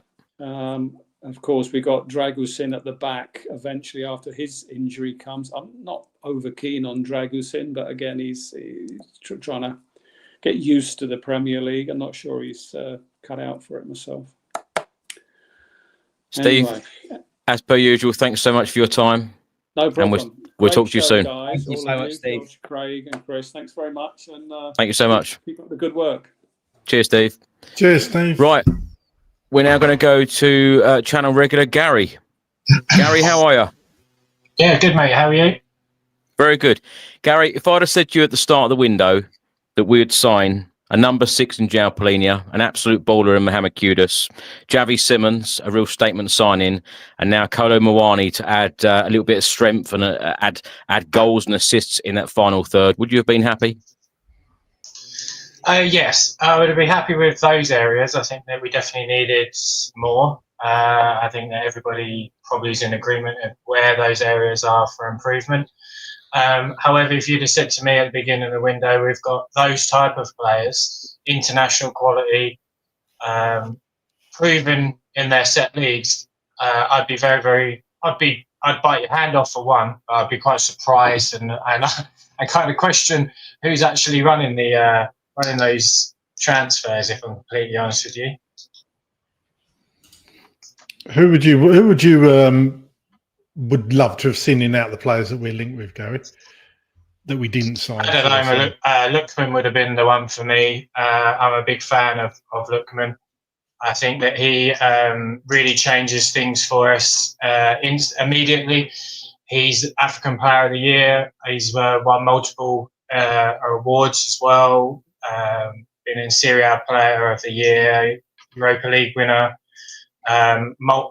Just an outstanding footballer. And I think that him cutting in, being able to take a player on, can score, can assist, very, very similar to sort of what Song's been doing. And I think it was a good replacement if it happened. And I think he was ready. He is what we needed out there, and it's just unfortunate that wasn't done for whatever reason. Also, quite a big fan of Akanji and Nathan Ake. I think Nathan Ake probably would have been the one I would have gone with if I'd had the option of either. I just think that the Premier League experience, that both of them have won the league. I think Nathan Ake just tops it a little bit for me with his versatility. So those are the two I was really hoping with today. And obviously with Kolo Muani, that sort of came out of nowhere really. So yeah, I'm happy with that, but I still think we're slightly short in certain areas. Yeah. Can I ask you, Gary, about the situation with the Champions League and the squad? Because obviously Spurs have had this situation sort of rumbling on all summer about, non-homegrown players, association trained and club trained players. We do have too many non-homegrown players to fit the bill. There's a max of 17. Who do you think are going to be the players that miss out? Because currently, I believe we've got 23 non-homegrown players, including Muani now that Kolo Muani now he's come in. So who are the players that you think are going to miss out? You obviously have Vuskovic not included because he's on loan. So then you're now picking. You still need to get rid of 1 to 5 more players. Yeah, it's a problem. It certainly is a problem, and I think again it comes back to recruitment over a longer period of time rather than just this summer. That we're not forward thinking, we're reactive rather than being proactive. So slightly concerning there. But there's going to be some names. Basuma's probably the first one on the list straight away. Probably Dragusin would be another one. I wouldn't be surprised if Madison or Kulusevski also isn't included, just purely based on the length of injury. So there's 4 immediately that off the top of my head that you could look at. But I think there might be one name that is going to be disappointing to us. Who that might be, I'm not sure. I certainly hope it isn't someone, I couldn't see like Bergvall or someone like that being left off. He's too valuable to us as a club. But I think those 4. Gary, sorry, I'll give you the list of players actually. It's Vicario, Kinski, Porro, Danzo, Dragusin, Udogi, Romero, Van der Ven, Bentancur, Bissouma, Paulinho, Odegaard, Kulusevski, Richarlison, Pat Matassar, Bergvall, Tell. Solomon looks like he's going out. Bryan Gil's going out. Kota, Takai, Kudus, Simmons, and Kolo Muani. So, yeah, I think it's maybe about 21, perhaps. Yeah, so I think maybe Kota Katai you could probably add to that, to the 4 that I'd already mentioned. So there's potentially the 5. Then you'd still need 1 more. You'd still have 1 more at that point. So if you've got Vuskovic out, you mentioned Dragusin out, say Kulusevski's in that list because he's not homegrown and he's injured for God knows how long. Bissouma because he's not going to be there. You then still need, and Takai, you still need 1 more player. So who would it be? Would it be potentially Odegaard? Would it be Tell? I think it could potentially be either. I would probably say an Odegaard would probably be the one out of the 2 for me. There's certainly going to be some unhappy players there, and unfortunately it comes down to the overall recruitment that's been played for a number of seasons now. That we're not taking these things into consideration. We're letting players leave, and we're not bringing in the right ones where needed in certainly in Europe, because this is not like it's a new rule. This has been going on for years. So it's obviously disappointing. But hopefully things can improve on recruitment going forward. Gary, a lot of people seem to forget about Radu Dragusin. Of course, he's been injured for some time. And a lot of people, certainly on this stream and certainly in the last couple of weeks, or even when the transfer window's opened, everyone's been saying that we need to sign a new centre-back. Do you feel like a lot of people have just forgotten about him, or do you feel like a lot of the fan base don't rate him of what they've seen so far? Yeah, I'm not too sure if people overly rate him. If from what I've seen, in terms of the game time he's had, I think he's had sort of an up and down sort of time. Really, a couple of games he looked like it could be a player. He certainly played quite well in Italy, but unfortunately, it was a tough season last year with the injuries, and then obviously now he's gone down with one. So I think a lot of the fan base perhaps just haven't seen enough from him to gauge, where he is at the moment. And we do write people off very, very quickly. That's just the nature of sort of football and football fans. I think he's a good player from what I saw in Italy for a couple of seasons. I'd like to see what he could do under Thomas Frank. Thomas Frank clearly, has the ability to develop players, and I hope that Dragusin is one of those, and one of many really that we've got at the club. I think what you made there about Dragusin is really interesting, because when we're not playing suicide ball and we're not playing a line that high, especially if you throw into the mix Spurs looking like more of a threat from set pieces and long throws, maybe that physicality could be a good thing. I look at the likes of Ethan Pinnock at Brentford and what Frank got out of him. So I think it's a good point that's made, and he definitely is a forgotten player. So it'd be interesting to see what happens when he comes back. Yeah, and you look at the back 3 that he may end up doing. He certainly fits into that quite well as well. He's a talented player. I just don't think he's been given enough time for one. He got injured.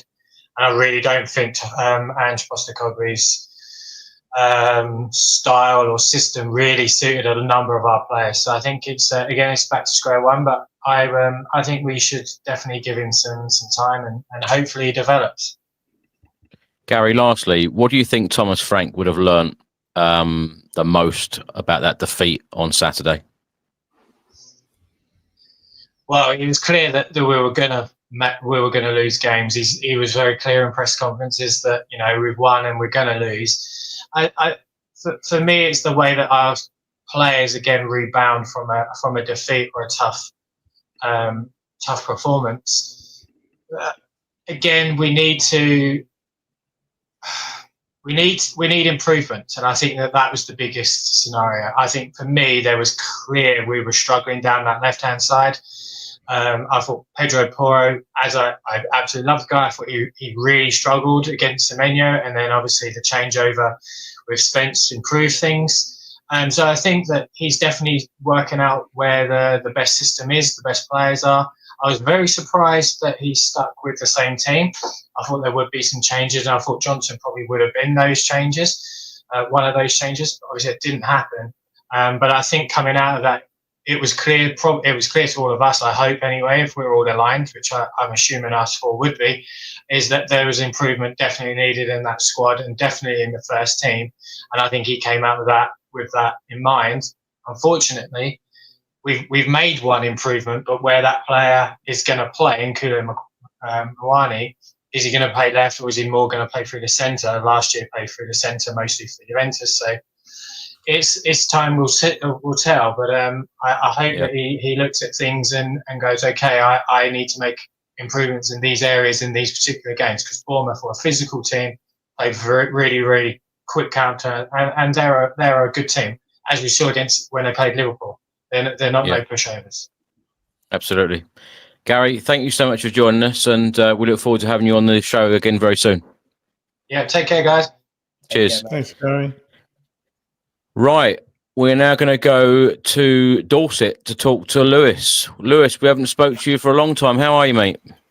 Yeah, I'm very well. How are you, Chris? You okay? Very good, very good. When it's transfer deadline day and we've got guests on smiling, then we know that we've done some business. Have we done enough to be fighting on all fronts, as the board have said, as Vinay Venkateshwaran has come out and said, Johan Langer, Daniel Levy, Thomas Frank, they've all said we want to be fighting on all fronts. Have we done enough to do that? Probably not, but then, I mean, we'd have to spend some serious money to really compete with the big guys, I think. I think we've done enough for what we can do. I think. I mean, there's not many changes you can make instantly. We've brought in a lot of players that we've needed. We've got a number 6. We've addressed a lot of issues that we needed to address. Obviously, you can't do it all in one transfer window. I'm quite chuffed with how it's gone, to be honest. Like I say, we've sat through transfer windows where we haven't signed anyone. So to actually see some players come through the door and some quality players, and I'm excited by the fact we've got a decent coach. I think he's going to get the best out of these players. So I'm feeling really positive, Chris. Actually, can I ask all three of you this?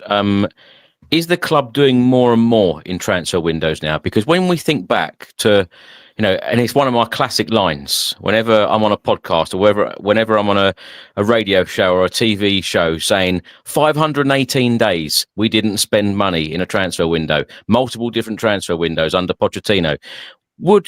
Could you imagine windows like this under Jose Mourinho or Antonio Conte? Because I think that someone like Conte would have loved a window like this, wouldn't he, Craig? He probably would have done. And, perhaps the club have learnt their lessons from the past. I mean, don't forget Antonio Conte did get us Champions League football, but he did have Son and Kane at peak in the team then. So we haven't got, we had 2 world-class players at the time. We haven't got any, I would say, still in the squad. There's certainly potential there to become world-class players, but I don't think there's anybody in our squad at the moment that would get in a world squad of 23. I don't think I'm wrong in saying that. But I do think the club have probably, like I say, learned their lessons from the past and realise you do have to speculate to accumulate, perhaps. What about you, Josh?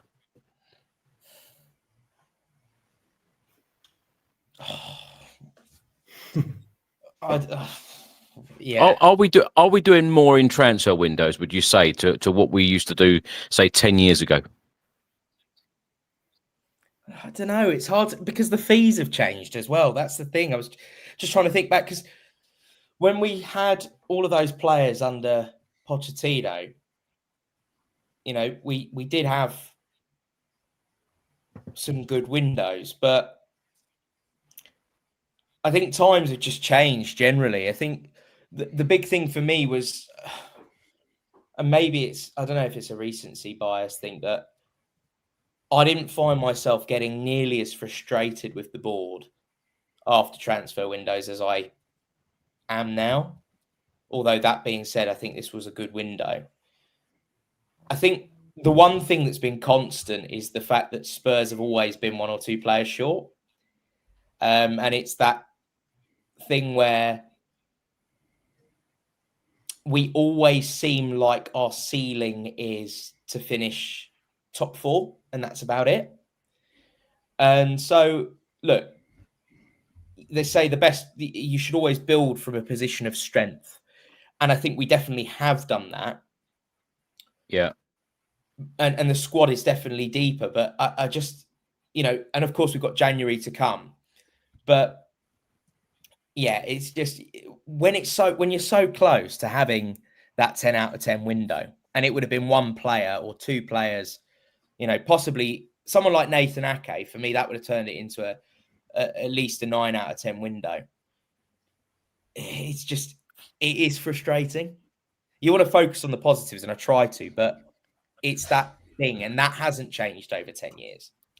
Lewis, when you think about how we have strengthened, when you look at all the other Premier League clubs, because it's funny, isn't it? When some fans look at our own squad and think, well, we've strengthened, we're going to be better in the Premier League. But then when you think about how all of the other clubs have strengthened as well, and the amount of money, and I say again, it's been a record summer transfer window. It's been incredible, the amount of money and the amount of players that have gone, in the door, out the door this summer. It's been amazing. What do you think Spurs can realistically do in Thomas Frank's first season? Because when you hear the board and the manager, you know, they're all aligned saying we want to be competing on all fronts. Like Josh said there, you know, I suppose the belief and the, everyone wants to be finishing in that top four. Some of us fans think we want to be challenging for the Premier League. And we've heard our chairman and board come out and say, we want to win the Premier League and we want to win the Champions League. Well, we're not going to do that because we haven't got that squad to do that. How long do you think it could be before we are in that position where we've got a squad where we could win the Premier League? I think it's going to take a couple of years at least. You know, I think we're going to work our way up. Definitely. I think we're going to see improvements this season. But it's going to take time. I mean, yes, we can talk about other teams spending a lot of money, but that doesn't always guarantee success. You know, you've seen teams blow silly amounts of money in the past and not really improve. So, you know, a lot of these quality players, and there are a lot of quality players going to these clubs, they're still not guaranteed to, you know, look at Fernando Torres when he went to Chelsea. You know, he was a great player, but sorry, that's my dog. But he didn't really sort of hit the ground running, did he? So it's not guaranteed. But yeah, for the chairman to come out and sort of make a big statement like that, I think he has to really sort of back it up. I think we acted a little bit slow. You thought, well, once he said that we were going to get in there and sort of resolve the Madison Kulusevski, the number 10 scenario. I think they acted a little. I think we've got the right player now. Don't get me wrong, and maybe it's happened.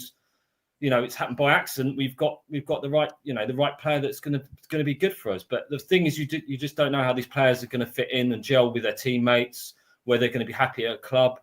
There's a lot of many factors, but yeah, I think we're quite a way off. I mean, I like to reiterate what Josh was saying. I remember when we were finishing second, and we were like one, maybe two players away from really challenging, and that was really, really frustrating at the time. I remember thinking, come on, you know, we just two more players and we could probably have won that league. And we just took the foot off the gas. And then we've gone backwards since then, you know, and you can't do that. You've got to strike when the iron's hot. You know, you've got to push forward when you're at the top. You know, there's no better time to attack than when you're, you know, in front already. And So yeah, it has been frustrating. I think it's going to take time, you know, and I hate everyone hates saying we've got to be patient with a new manager, but I think we've got a good coach here who's got the potential to bring out the best in some of our young players as well, and some of the older players as well. And I think that he'll get it right. I think I'm genuinely excited about this season. I can't predict where we'll finish. I think we'll push up the league. I think maybe 5th. I think that'd be fantastic. I'd be happy with that. Yeah, I reckon. Lewis, what question for you? What would have made this transfer window a 10 out of 10 for you? Well, I'd say another defender in. I think I just do worry that if we get injuries to Destiny Udogie or Pedro Porro, we start to look little bit light on that side. I think that'll be it. But to be honest, I'm quite happy with the way the window's gone. To be honest, I am quite happy. Like I say, we've addressed a lot of issues. The number 6 for me was we've been crying out for that for so long. I mean, we had Højbjerg in there, and he made a huge difference when he first came in. And then he'd do some great things, and then do some, you know, he couldn't pass 3 yards next to him. You know, it was really frustrating. But when he was on it, he really helped us break up play. I mean, even when Eric Dyer, when we had him in that position, you know, in his peak, you know, that really helped the team. And we've been crying out for that sort of player, because when we push up that high and we attack so much, we leave ourselves exposed, and we need that protection. We need someone to break up play, win the ball back quick, and get us moving forward. And I think he's a player to do it. Yes, he had an absolute shocker at the weekend. I think they all did. I was at the game, and I took my 7-year-old son to his first ever Tottenham game, and it was probably one of the worst games I've paid to watch, to be honest. And I had to say, you've got to get used to it. He's 7 years old, and I just wanted us to score so he could feel, the emotion of scoring a goal, you know. But it was just an awful game, terrible. James Black was good though. I'll give it, that was worth going for that. Always is. You never forget your first game, and that poor kid now, all of his life. What was your first game at Spurs? A 1-0 defeat at home against Bournemouth. Yeah. Bless him, but he did have a good day out. He loved it. He met up with all the other South Dorset Spurs guys. A big shout to them, by the way. And they all made him feel welcome. I think he's the youngest ever member there. And there was one guy there saying, "Oh, I remember taking my lad to his first ever game." He goes, and this is before the match. He goes, "I won't tell you how it ended." So obviously it was a defeat. So yeah, I'm gonna have to take him again now, aren't I? So and get a win. Man City, maybe. That's it. Can I just ask you finally, Lewis? What you were saying about the window, and to the question before, did Tottenham not just do the bare minimum of what a Big Six club should do in the transfer window? I'm not trying to be negative on it, but just more look at what Liverpool have done. I mean, they've spent obscene amounts of money. Arsenal have strengthened in all the right places as well. Chelsea, again, spending really big. Of course, loads of outgoings and loads of money coming in for them too. But do you ever get that sense that because we've been idle for so many years in the transfer market, we're now at that point where if we are going to challenge for the title and, dare I say, Champions Leagues or these types of things, it's almost like one of those things. It's like if you're in a tunnel and you see the end of the tunnel and it seems a lot closer than it actually is, and you have that bit of an optical illusion going on.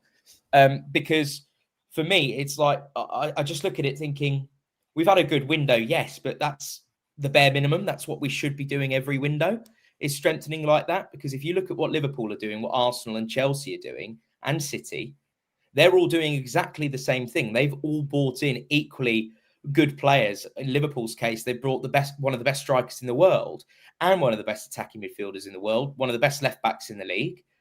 Arsenal buying top quality players. Eze, who Spurs wanted, Hincapié, who Spurs reportedly wanted as well. Zubimendi, one of the top defensive midfielders in Europe. Where do you sit with that? I totally agree with what you're saying. I think the problem is we've slipped so far behind these teams that we almost have to do, like you say, we've done the bare minimum. It's almost like we have to do even more than that to even sort of catch up with them, because each season, obviously, they're improving and we're playing catch up. But each time they're improving even more, the gap is getting bigger and bigger. So I totally understand.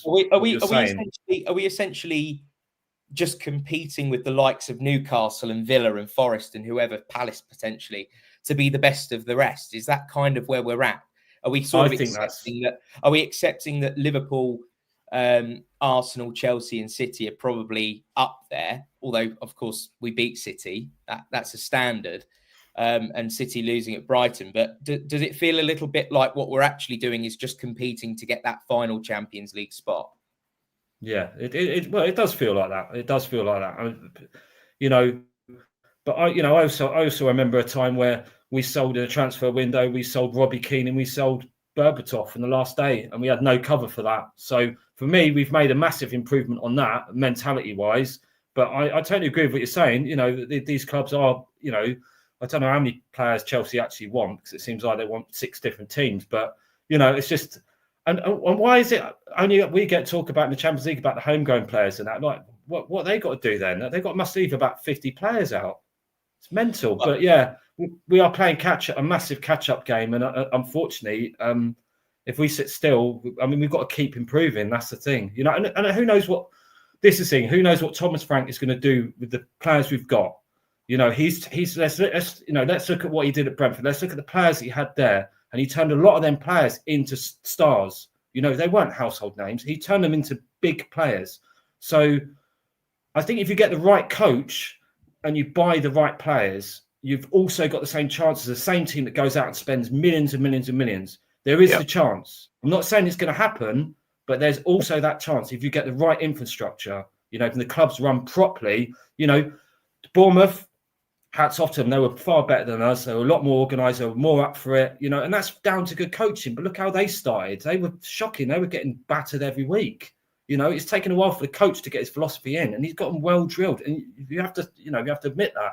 I was impressed with the way they were set up. They were all over us. We couldn't get near them. So I think the coaching is just as important as the players you bring in. Because like I say, we've seen over the years, some clubs have spent stupid amounts of money and still not really massively improved in the way you would expect with the players they've brought in. Lewis, always such a great guest. Thank you so much for joining us. And hopefully the next time you take your son to the Tottenham Hotspur Stadium, we win and win big under Thomas Frank. So thanks so much for joining us. We'll talk to you soon. Cheers, guys. Take care. Speak to you soon. Cheers. Bye. Can we just stay on that subject for a minute, Craig? I want to ask you that Josh's point there. And I know Josh, automatically said, I don't want to be negative here. And I said virtually the same thing a couple of weeks ago about, Spurs. If the chairman and the board come out and say, we want to win the Premier League, we want to win the Champions League, then, and plus we're Europa League winners. We haven't mentioned that on the podcast so far tonight. Spurs should always go big in a summer transfer window. Although I said, £180 million spent in this window, this should be pretty standard, shouldn't it, of a club like Spurs' size and the ambitions, so to speak, with us wanting to, fight on all fronts, win the Premier League, win the Champions League, and winning the Europa League. And as Josh rightly said, all of the other teams, all of the top 4, top 6, however you want to put it, all of those teams are spending big as well. So this should be pretty standard. It should be business as usual. Exactly. Yeah, this is what you have to do in the Premier League if you want to compete and you want to live with the big boys. And as you say, for many years we just haven't done that. As I say though, I don't want to be negative, but I still think we're 2 players short. Like previous windows, I don't think that's changed, and that's what I find frustrating. That I still think we're 2 players short now. I personally don't think Solanke is as badly injured as some people are making out. He did post on Instagram earlier. He looked fine to me, as much as somebody can be looking fine standing in the gym without any boots on or anything like that on his ankle. So I don't think he is as bad as people are making out. I think it's just paper talk, or press talk, or people gossiping. But the club have changed in the way they do their transfers, certainly from the last few years. But I still can't remember a transfer window where I've looked back and I've thought that's a 10. We've got a real chance this season. Can I what you think, Josh? Spurs are the 6th biggest spenders in the Premier League this summer. And so of course we're up there. Let's not forget that. But Man United over 200 million. Newcastle now over 200 million. I think over 250 million now with the Wissa signing. Of course, caveat being that Isak left the club. Arsenal have spent over 250 million. Chelsea have spent nearly 300 million, and Liverpool have spent around about 400, just over 400 million pounds. So I suppose the point to all of this is that it is the bare minimum, absolutely. And one of the things that I did think coming into this summer window, there was a lot of talk about inward investment, a lot of talk about potential deals happening in the cash injection into the club. Where that went, nobody knows. There was also a feeling that because Daniel Levy had been so by the book with the finances, this was a window where Spurs could go out and spend potentially a lot more money. But actually, it's been, a good window, yes. And to get a player like Kudus for 55 million, Xavi Simons for around 52 million pounds, these are great signings. Let's not forget Palhinha's a loan, and that's going to be 21.5 million. Kolo Muani is a straight loan as well. And then the remainder is, other than Takai, which was what, 5 million pounds or something, the rest were deals that were kind of in the pipeline anyway, going to be completed, like the Vuskovic deal, which goes on to that total. So if you take away the Tell and you take away Danzo and Vuskovic, that number is actually significantly lower. So it does feel to me like we are competing to be the best of the rest. And it's going to take consistently spending that kind of money, if not more, because you'd imagine the sponsorship deals are only going to get bigger. They don't show any sign of slowing down, just to stay where we are at the current level. So, and that's to assume that, say, we can go on and finish top 6 this season. And it just makes me think, I've been seeing a lot of people on Twitter going on about where was that sort of 60, 70 million for Savinho? Where was the 60, 70 million that we were potentially going to spend on a player like Piero Hincapié? So then it makes me think, well, of course there's January, but are we potentially thinking ahead? And I'd imagine with the data system and the way that Thomas Frank works, we will be thinking ahead. I wouldn't be surprised if Savinho is another player that we're talking about again, either in January or next summer. Yeah. And the other player, dare I say it, when especially you can put 2 and 2 together and probably get 5 here. But when I look at the straight loan for Kolo Muani, I can't help but think of a certain someone at Bayern Munich next summer. Mm-hmm. Do you know what, Josh, as well? I think it's fair to say that some transfer windows, I know we all love every fan loves their club to go out and spend, millions upon millions of pounds, but we have seen Spurs make really bad decisions on some players before. And, I always go back to the point of Lo Celso on Ndombele, £100 million on those two. And it appeared to be a waste of money, really.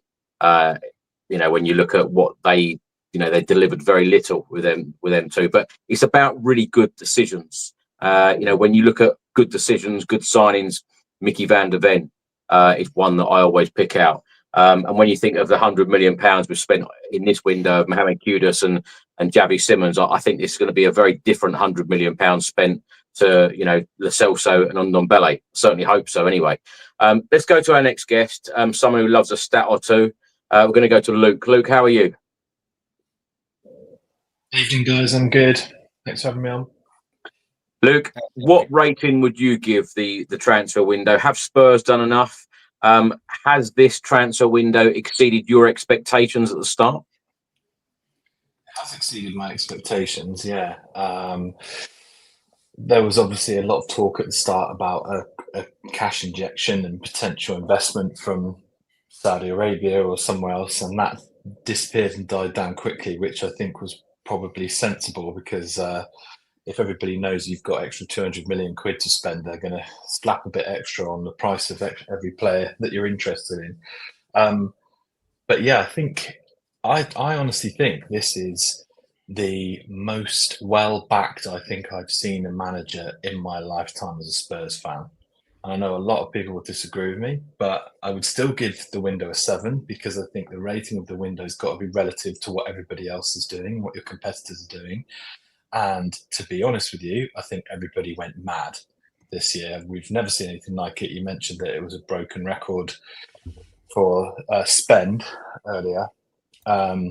Total spend has gone through the roof. But I spoke last time I was on about the number of players that we've signed that have either Premier League, Champions League, or both experience, and how we were something like 9th, I think, in the table. Teams like Villa, Newcastle, Forest, Brighton had all bought more experienced players than us.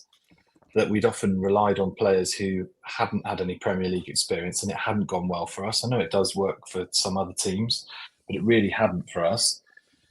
And if you look at the players we've brought in a lot of Premier League and Champions League experience. And that's really impressed me, actually. It's almost as if they went, well, the last 2 years, we just simply didn't get enough of that. And look where we ended up. And they've tried quite hard to get that.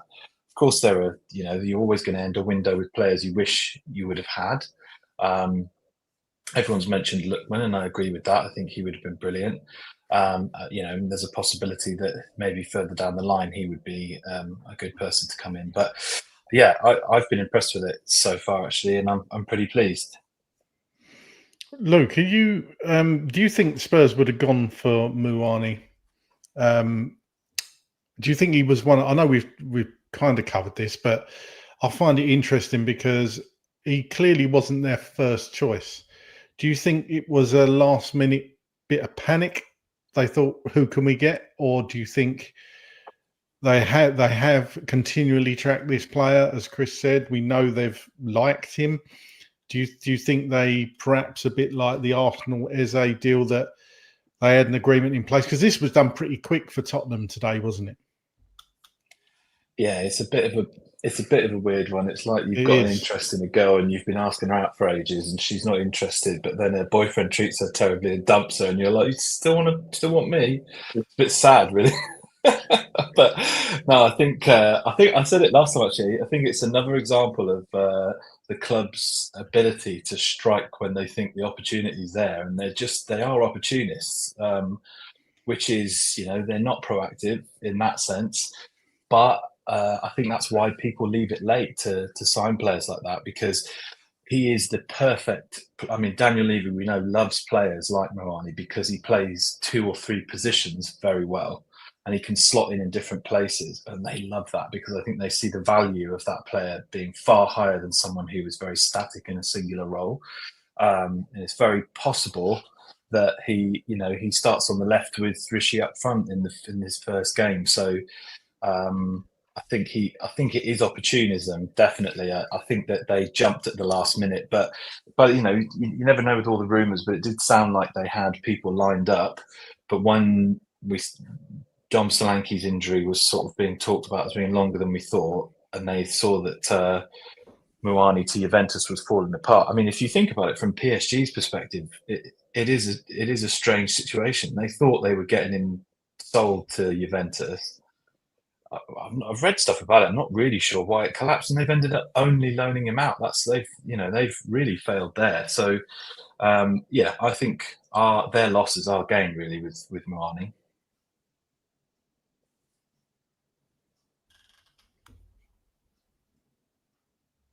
Luke, can I ask about outgoings? Because are you surprised that we didn't offload more players in this transfer window?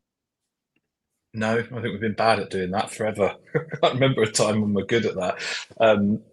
What Liverpool do, and the reason why people always talk about net spend when it comes to Liverpool, and the reason why their net spend is usually so good is because when they get a whiff of a player wanting to move on, they're gone, and they're gone for a good price as well. And with us, it seems to be that we sort of dig our heels in, and when Daniel Levy gets offers that he's not sort of happy with people chancing their arm, he just shuts down.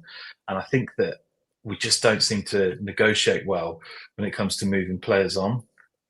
Then again, Bissouma, I think, was always going to be a difficult one. He's definitely got some sort of slight attitude problems. I always wonder if that was the same under Ange, and Ange is just a slightly different manager to Frank in terms of how he deals with people. But no, not really surprised. We've always been terrible at that, and we continue to be, unfortunately. Where do you think we go now with, some of those players that perhaps aren't in favour? I asked earlier, one of the guys that came on about Lucas Bergvall, who is a player I think we all love, but there was footage of him looking pretty frustrated before the Bournemouth game in the warm-up, chucking his bib on the floor. Didn't look happy to be on the bench at all. Where do you think he fits into the system, and what do you think we do with the likes of Tell and Odobert, those players that we know there's definitely more to come from them? Yeah, I do. I do think it's unusual that we do seem to have a lot of players in those similar positions. But the thing I'd say is we have no idea yet what Frank's going to do, because we are 3 games in, and when we really get into the middle of the winter and it's horrible and we're playing in 3 competitions, then I'm hoping that we'll see a lot more of those players. I think Ange was reluctant to use those players, then he was forced to use some of them last year, and I don't think that works particularly well, because that was down to poor recruitment, really. There were holes in the squad, so he was having to play 18-year-olds. I think the thing I worry about with them is, in terms of their development, I hope we don't see many things like we did against PSG, where it was late in the game, they came on the pitch and you could see that the dynamic on the pitch completely changed. I'd rather that we had scenarios more like the Burnley game, where Gray and Bergvall are trusted from the start to try and make a difference, and if that doesn't work, then they can maybe be switched out with a substitution. So I would prefer to see those younger players get starts and be switched out if it doesn't work, than what happened in PSG, which must be pretty demoralising. They came on the pitch and you could see that they just couldn't cope with the opposition, and of course we lost the game. So yeah, I think my hope is that Frank continues with what he did against Burnley, sort of chooses the right moments and actually puts them in, trusts them, and gives them the moment. And we know he's got a history of doing that. So I'm positive about the way he's going to use those players, particularly Tell, Odobert and Bergvall. But yeah, you mentioned it earlier, he got very frustrated, it seemed, when he wasn't in the starting lineup the other day. But that's good. He's passionate. You're talking about Vuskovic being like that earlier. He wants to play. Of course he does. But he's 18 and he's got to, keep developing. So he'll get there. Can I just follow that up quickly? I want to ask, what for you, and I asked this question again to one of the other guys, is in your ideal scenario, if you're Thomas Frank, what is your preferred midfield and attack? Now that we've got all these new players in, Palhinha and Kolo Muani, Simons, Kudus, etc. What are you going for in midfield and attack against West Ham? Yeah, I mean, I think across the season it's going to fluctuate, and that's what they were trying to give him. I think is the ability to put more creativity on, or take the creativity off and sort of thicken the midfield up and make it harder to play through. I think against West Ham, what we need to do is be able to move the ball quickly up the pitch and accurately. And that was the big issue against Bournemouth the other day. Is watching the first pass fail was so infuriating, because whilst we've got players that can deal with the press, Bentancur stays pretty calm. It was times when his problem was actually the space closing out in front of him rather than the space closing out on him, if that makes sense. Every time he looked up to try and make a pass, it was through a narrow passing lane that Bournemouth were closing off, and he just couldn't do it. And I think West Ham will do a very similar thing and try and disrupt our play. You get teams like Man City, though, who will be confident enough to try and play their way, which is when disruptors like Bentancur and Palhinha and a sort of a heavier going midfield will be better. So I'd really like to see Xavi Simons start at the front of the sort of 3 with probably Sarr, to be honest, and Palhinha against West Ham, because I think Sarr's running power will be really crucial. And then up front, I think we'll see Muani and Kudus because of their pace and their ability to take people on. And unfortunately, as much as I love him, I think Brennan Johnson has just really struggled with that.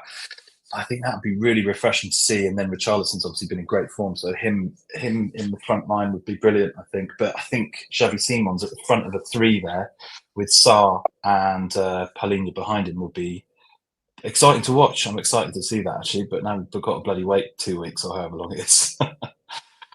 Luke, last question for you.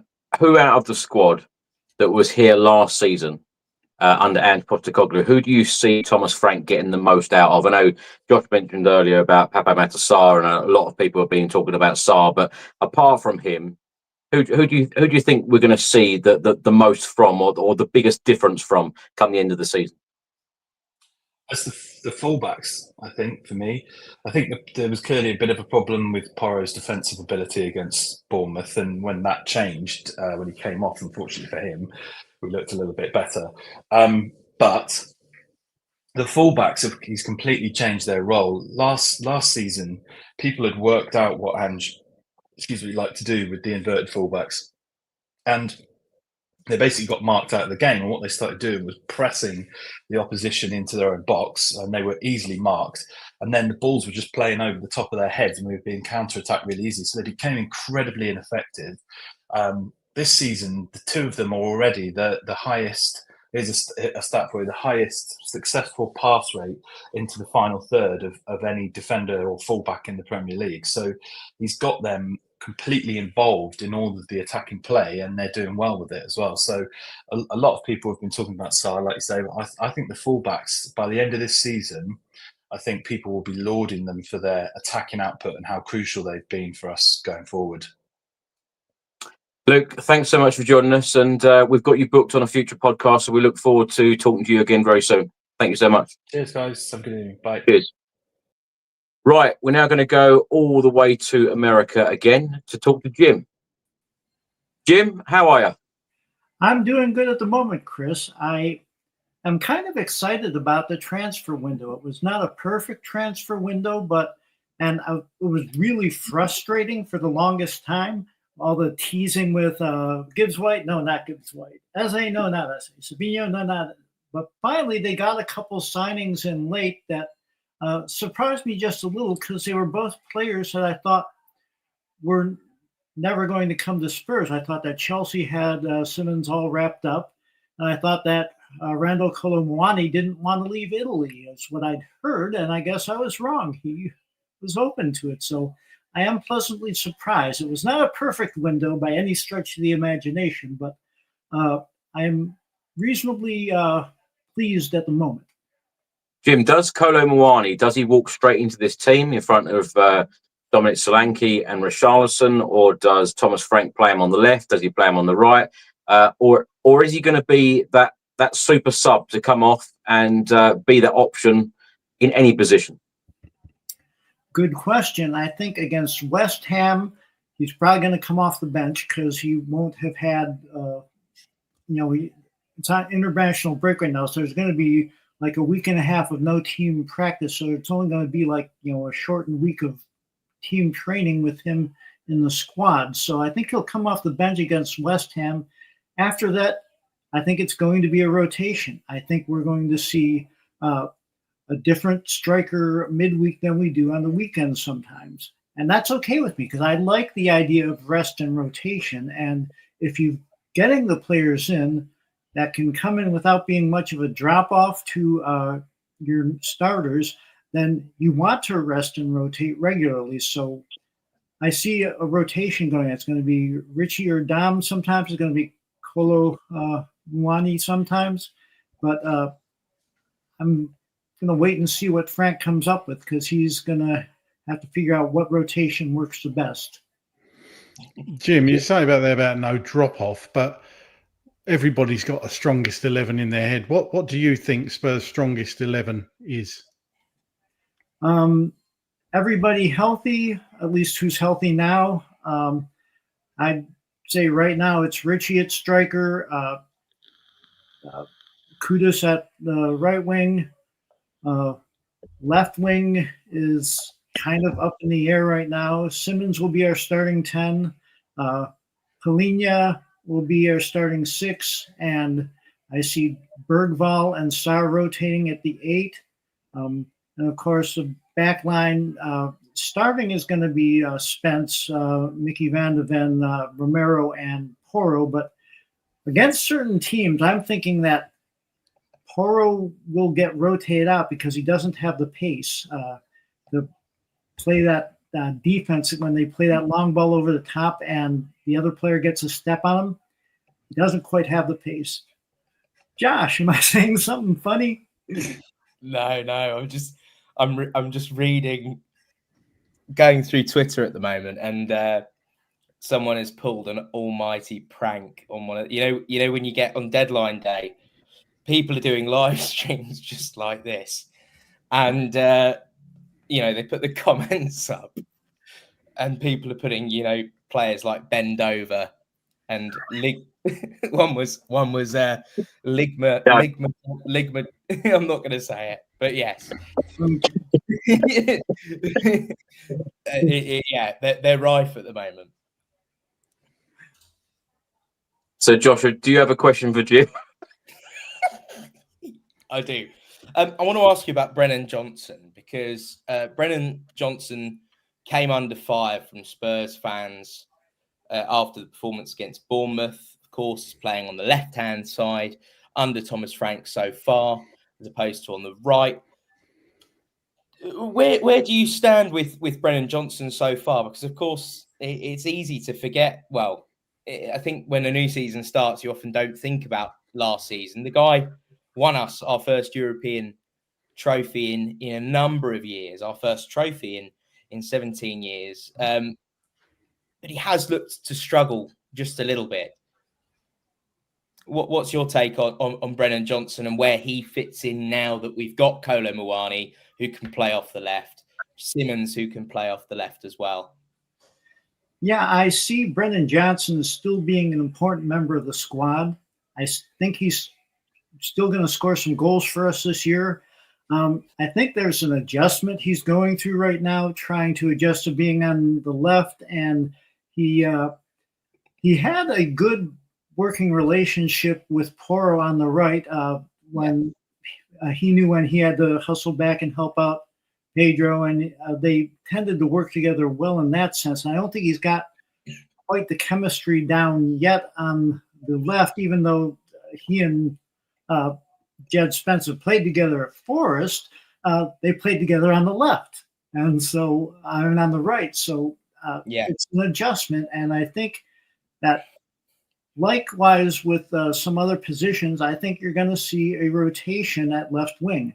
I don't think it's necessarily going to be the same guys starting at left wing at midweek as you do on the weekend. And Johnson may get the short end of the minutes if Odobert comes on strong, or Odo might get the short end of the minutes if Muani plays out left or Johnson comes on strong. So it's one of those things that we can't really predict right now. I like to make the joke that, let me look into my crystal ball, and the crystal ball is closed for repairs. So that's going to be a wait and see. That's all we can do right now, is to see who is improved more in the Frank system.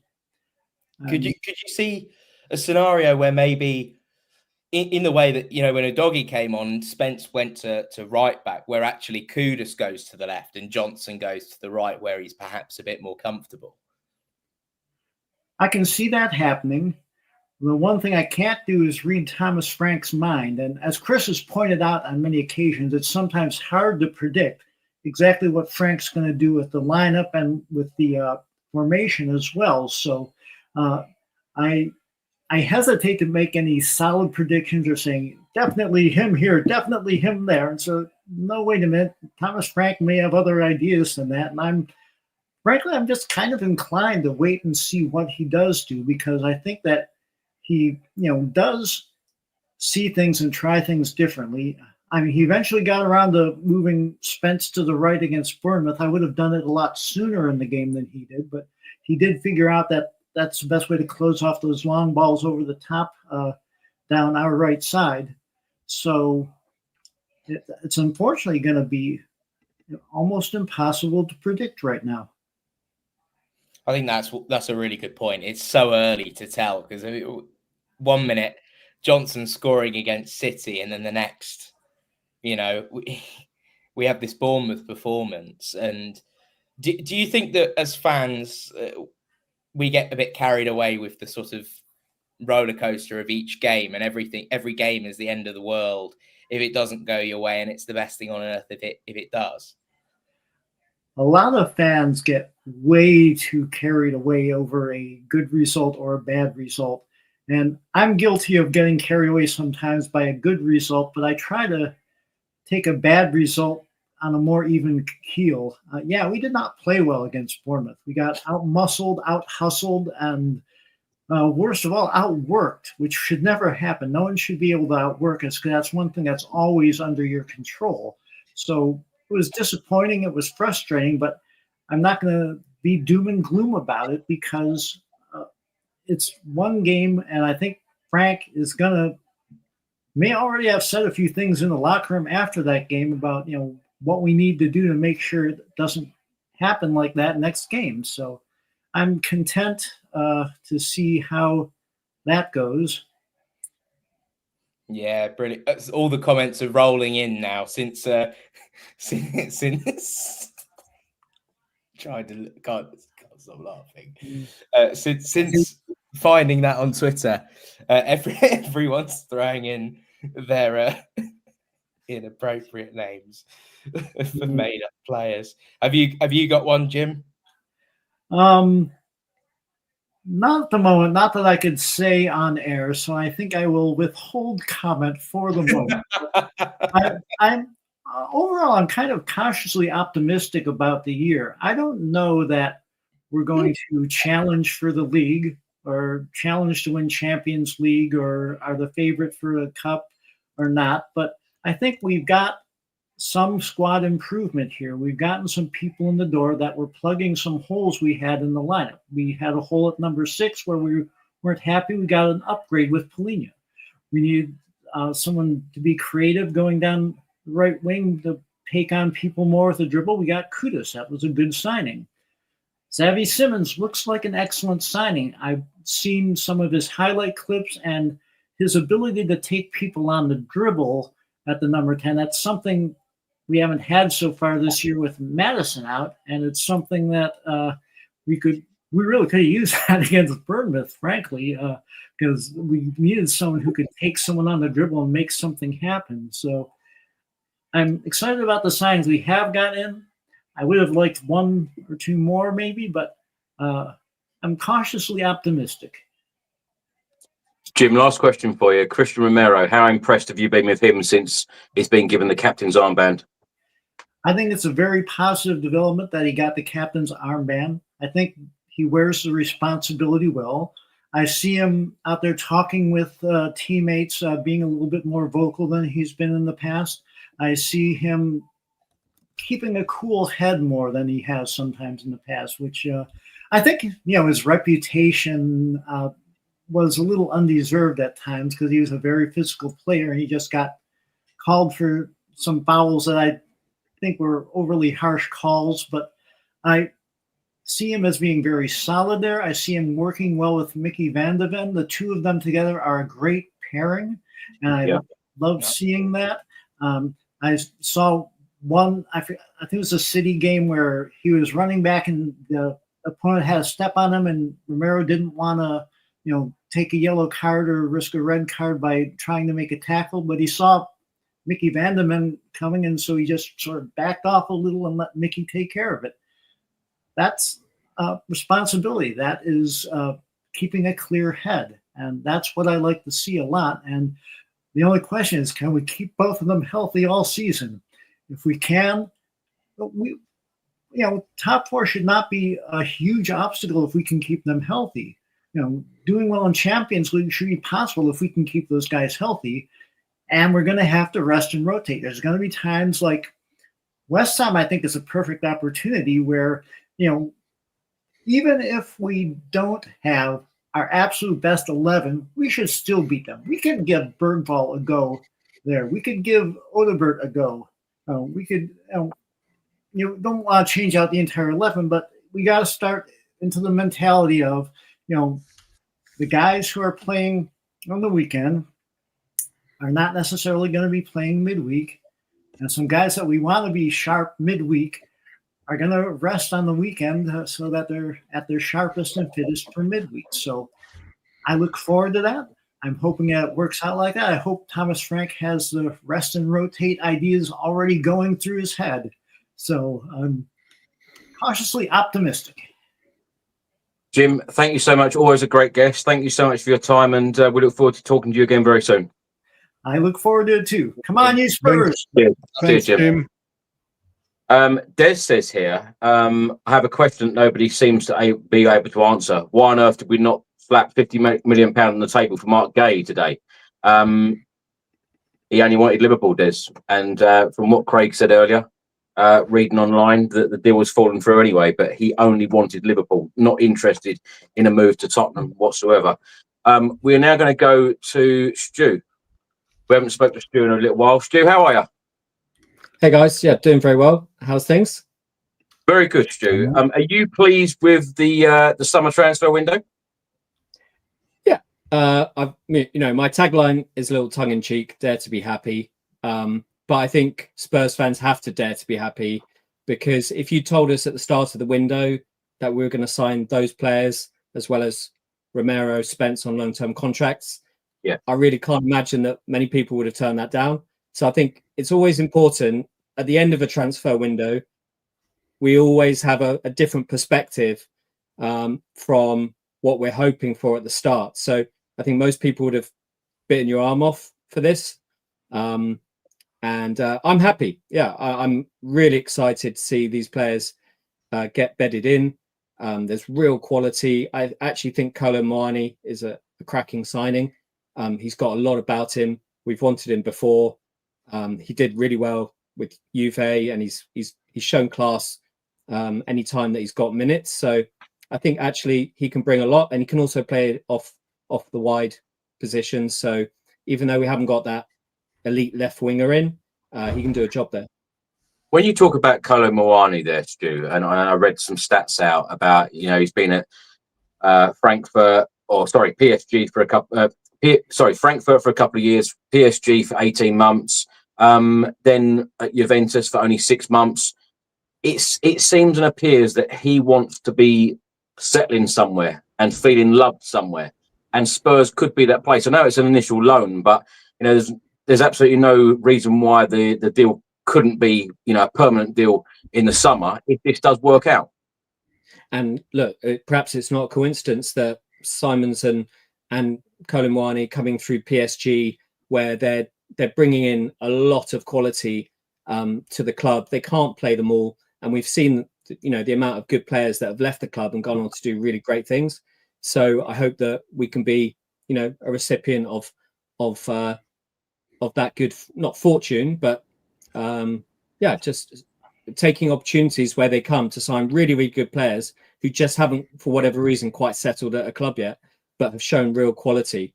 And I think if Thomas Frank is happy to bring them in, he's a guy that relies on good attitude as one of the cores of any player that he wants on his team or squad. So if he's happy, I'm happy. And let's hope that they can prove they can be a long-term benefit for us. And yeah, I agree. Whether or not we've got that option to buy, it sounds like we probably haven't. But you're in a strong position if he does well for us this year, and we want him. We're in a position of strength to go and get him permanently. Stu, do you buy into what Josh said? And I must admit, it's got me thinking that it sounded like Spurs were the ones that didn't want the buy obligation or option in this deal. Can you see Harry Kane coming back next summer? The same old question you asked, Craig. Is this wishful thinking on your part, Craig? No, I think it not just because of that. I just think it's I think it's going to happen. I think he wants that Premier League goal scoring record. I think he'd only come back to the Premier League for certain clubs, and I think Tottenham would be right up there. I think it's tempting to look at his age and think, is that really going to benefit us? But being that he's never a player that's relied on pace, and you know the proven quality that he's got in front of goal, bringing other players into it. I think, who knows? It's a nice romantic idea. I think if you put a gun to my head right now, I'd say it's not going to happen. But I would say more likely that Levy probably will go with, you know, younger options that can be sold on later. But who knows? It depends what clause we've got to buy him back. If we can get it at a good rate, then it could happen. It would be great to see for one more year. You know, swan song. Can I just ask you about a couple of injured players? Of course, Maddison is going to be out for, you would think, the whole season. But Kulusevski, you know, we're still waiting to find out exactly when he's back, but hopefully by that Christmas period, if we're lucky. Where do you think that players like Maddison and Kulusevski fit into this squad now that we have brought Xavi Simons in and we've got this sort of now, dare I say, wealth of attacking options and certainly a lot of depth in those positions? Mm-hmm. I think it's a great question. I think for me, probably Maddison is the least, or let's say he's going to benefit the least from these signings, because I think with Kolo, he gives you that versatility between, okay, we might think that wide right isn't his strongest position, but he can definitely play there, and perhaps for the right opponents, you know, he's a good option. And I think alongside Simons, certainly against you know, certain opposition where we're going to have maybe more of the possession, you know, he can make things happen from the middle. We've seen him play really well. We haven't seen him have a proper run of games there, more than 5, 6, 7, 8 games during injuries last year. I'd love to see him have a run, and we know he brings that industry, that hard work that obviously Frank wants from all of his players. Put that alongside Simons, who what I love about him is not just his talent, but clearly he's got a great work ethic. He's very aggressive in the press, and will always fight to get the ball back. So if you've got that from your more attacking players, that's a huge benefit. So for me, Maddison, as much as I appreciate certain things that he's done for us, especially back end of last season, he did really kind of show up for us more than he has done since the first 10 games of Andrew's reign. It's kind of struggled to see how he's going to get enough games when all our players are fit. Could I just turn that back to you guys? And Josh, since you asked that, what do you think? Absolutely. The one thing that screams out to me is the idea of Kulusevski playing 10 and Simons playing off the left. I think that if you have a midfield three of Palhinha and Sarr as your sort of base, and Sarr off that box to box. You want Xavi Simons on the left, Josh? Well, he can definitely play there. I just think in that scenario where we haven't bought an out-and-out left winger per se, I think quite possibly, and you know, I really do like Richarlison, and I know he winds people up and he can be frustrating, and his injuries are frustrating, but we don't know how he's going to do yet. Simons is more of a safe bet, I think, in terms of performing, you know, well. And I think that's justified in the fact that we went for the permanent move and the long-term contract, and he's been given the 7 shirt. You know, as I said before on the pod, you know, it seems like he is going to be the face of the club for the next few years. But my feeling is that when Kulusevski comes in, I don't want to see Kulusevski playing off the wing. I think Kudus offers something completely different there. The pace. Simons has quite a bit of pace too, and that versatility could cut in. I don't know. I just think a scenario where you have Sarr and Palhinha as your base, Kulusevski at 10, Simons off the left, and Kudus off the right, and then you have one of Richarlison and Kolo Muani up top, really excites me. Yeah, I think that's a great point. I think what also is exciting is that actually all those players that we've mentioned can actually play across. I know this is said a lot, across the front line, but within games, you could easily have those guys rotating. You know, Kulu can obviously play wide right, might not be his ideal position, but if he was playing with Kudus, with Simons, even Kolo Muani, they can all play across that line. You know, Kulu can even go up front, as can obviously Kolo Muani, as even a a rotation of 4 attacking options. Basically, I think when you talk about Simons on the left, I don't think we're looking at him as a pure wide player, but an inside left with someone like Udogie or Spence bombing on, around him. I think that's it gives us a lot of options. I think it's a really good point, because we did that at times under Poch during our best years.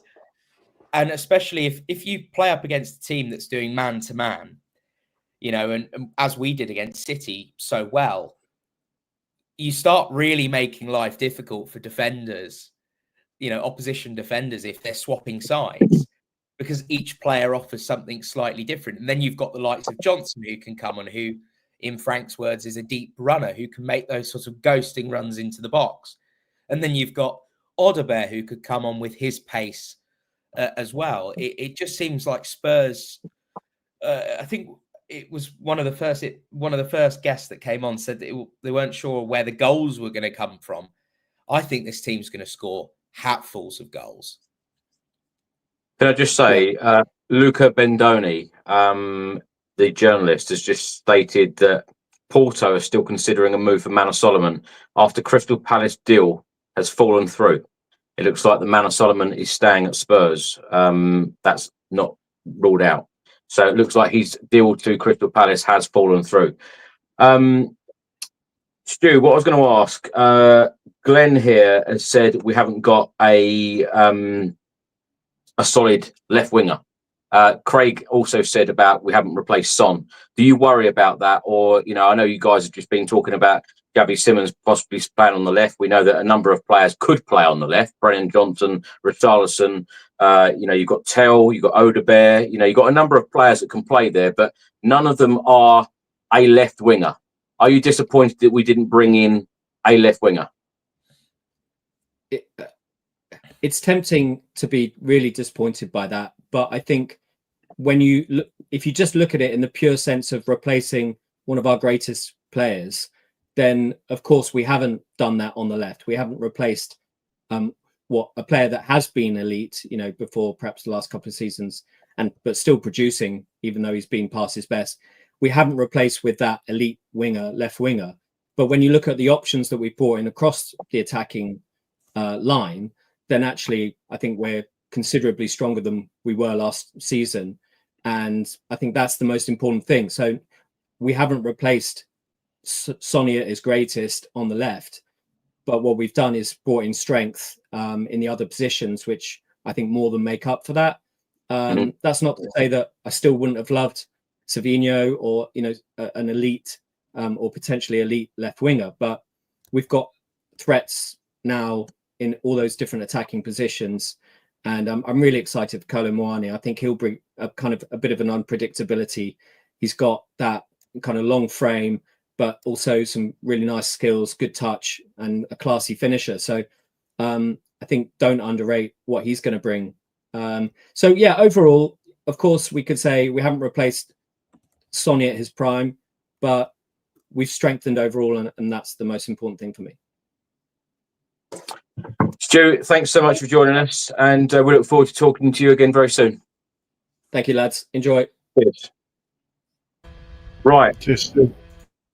We're now going to go to William in Somerset. William, how are you? I'm good. Hi. William, how are you feeling about the transfer window? It's all right. Nothing spectacular, but it's been all right. I mean, obviously, if you asked me about the Eze thing on that one, you would have probably saw a more not suitable for work me. But yeah, other than that, I'm good. Transfer window is all right. What would you give it out of 10, William? 6. 6. Yeah, I'll give it a 6. What would it have needed to be a 10? Sorry? What would it have needed to be a 10? An out-and-out left winger, left back, and possibly cover for obviously centre back. It would have been 5 if we didn't sign the guy on loan from PSG. I would have given it a 4 or 5, but because we got him as like a sort of attacker, I'll give it obviously the 6. Josh, you got any questions for William?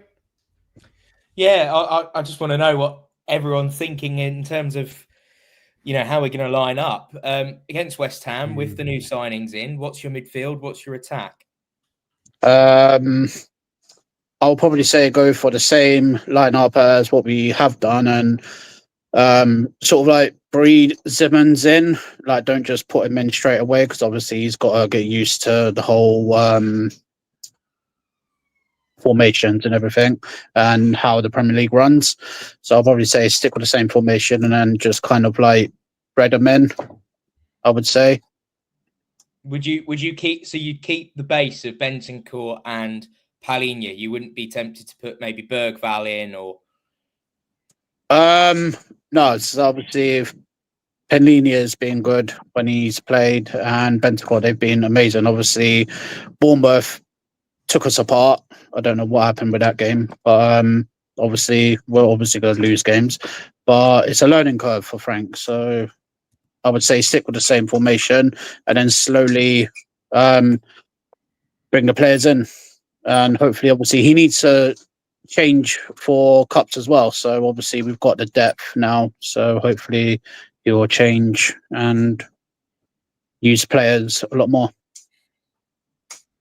William, what changes have you really seen under Thomas Frank so far to what we saw last year? Defensive, like we've looked more solid defensive. It's been a little more creative as well. Like obviously Kudus, like from what I've seen, he's looked really good. I was like, me and my partner laughed about it because she was like, "Oh, we signed him," and I went, "Yeah, he's the one that got sent off when you saw live." Because obviously I was at that West Ham game and she laughed. But yeah, like it's looked really good. Formations and tactics being good. Obviously, the only downfall was Bournemouth came prepared. I've said it's a learning curve for Frank, and we'll learn from it. William, thanks so much for joining us, and we look forward to talking to you again soon. Yeah, most definitely. Have a good evening. Come on, you Spurs. Cheers. Cheers. Right, I think William was our last guest, so that is the end of bringing on the guests. Craig, overall, let's just get your final thoughts. Actually, I think Steve is just about to join us. Steve, you turn your camera on, we'll bring you straight in. There we go. Here's Steve. Steve, how are you? Oh, sorry about that. I keep getting kicked out. That's all right. Right, your opinions on the transfer window, Steve? You happy? Yeah. I think it's been a more pragmatic window. Got some decent signings and some ready-made players, which is what we're crying out for, isn't it? So, yeah, on the whole, pretty happy. What's the matter with you? Chris has got giggles all night. It's been one of them nights, isn't it? I think. I think Josh said earlier that we haven't got any star players. Who are the star players in this squad now, Steve? Once now this window is closed. I would say Xavi Simmons, just because of his stats and stuff like that. I think Xavi Simmons, maybe Muani as well. But like I say, they haven't played for us yet, so we've just got to see how they do with us, really. So, but yeah, those two possibly. So, are you all happy with it today? Do you think they're world class though, Steve? No, I wouldn't say they're world class. No, but they can be. They could be. I didn't ask him for world class. Oh, I thought it was world class. So I do apologise. Well, it's a valid question though. I mean, is anybody world class in this team, or got the ability to be world class in the future? Would you say, Steve? No. No, I'm sorry. No. Ask the dog if you're not up for the answering the question. Sorry. Yeah, no, I wouldn't say they were world class, but Craig's getting tired. They're an improvement. The dog singing. He keeps promising me the dog singing. So they're better than we had anyway. So that's what I think. It's better than what we've had previously. So. Yeah, I agree with that. Certainly. I think we're suffering from years of bad recruitment. That's my opinion. Steve, who do you think are going to be of the players that were already at the club? who do you think are going to be the big winners and losers in this squad now that we've had this summer window and we're ready to kind of get into the season proper with Thomas Frank? You'd have to say Archie Gray, wouldn't you? I fear that he's not going to get a lot of game time. Possibly Bergvall as well. So yeah, I think those two probably will suffer the most out of what we've done this summer, really. So, which is a shame, but I'd like to see them possibly get a lot of game time in the cups. Maybe we get like a sort of an easier round team in the cup. I'd like to see them get some minutes in that. So, do we know why Bergvall wasn't happy on Saturday? Because he wasn't playing, I think. Just simple as that, I would imagine. Just he's on the bench. But I suppose he was used so much last season because obviously we had so many injuries that I suppose he's probably thinking, oh, new manager comes in, this is my time to shine. But obviously he's not going to get much game time now, is he? So I think that's probably why he's a bit upset. So someone said about earlier, Richarlison wasn't very happy either. Why was that? Apparently he wasn't very happy or something on Saturday. Probably because he didn't play very well. No, this was before the game. A lot of people have said he walked in the stadium with a face like thunder, so I don't know what's going on there. So. I think he normally looks like that, though, doesn't he? He doesn't never looks happy. He's a bit like Craig. You know, Craig said he's happy all the time, but he looks miserable. That's right. Yeah, I do. I've got one of them faces. I've got a Richarlison face. It's the nose as well. We got similar noses, you see. so I've been told. Yeah, no. If I had to rate it, it'd probably be a 7.5 out of 10. So I think we've just got to. Hopefully, they're going to start working on January. If Paratici is coming back soon, then hopefully they'll start working on their targets for January. And then we can just get to January the 1st and then just go straight in, really, because a lot of them have taken too long. I think that's the problem we've had. So obviously, deadline day we're scrambling around. So. Players again, things like that. So, but yeah, no, let's just see what happens. You know, the players we got, who we've got, you know, teams what we've got. Let's just see how we do for the first part of the season. That's all you can hope for, really, isn't it? So, Steve, last question. West Ham, of course, up next after the international break. They've won 3-0 away at Forest. A really good scoreline for them. Of course, our last game we lost 1-0 at home. How do you see this game going, West Ham Spurs? Well, before that performance yesterday, I said, yeah, I think we could get a win. But after that, I don't know. And they always seem to raise their game, don't they? It doesn't matter how bad a season they're having. I think, yeah, we just got to be careful. But I'd like to hope we bounce back properly and win that one. So, but we'll see. We'll see. But yeah, on the whole. Steve, this comment here, poor Craig gets some stick on this channel. Do you think he gets some stick or is it deserved? No, I don't think it's deserved. See, you stand empty when you're jet setting across the world, Chris. You know? or Stamford Bridge. You watching the first one he calls when we get a trip to Stamford Bridge or Everton. Craig, can you do the podcast? So, yeah, the dog says hello. I can hear. Yeah. Well, Steve, thanks so much for joining us. We'll talk to you soon. No worries, guys. All right, take care. See you later. Cheers, Steve. Take care. Right.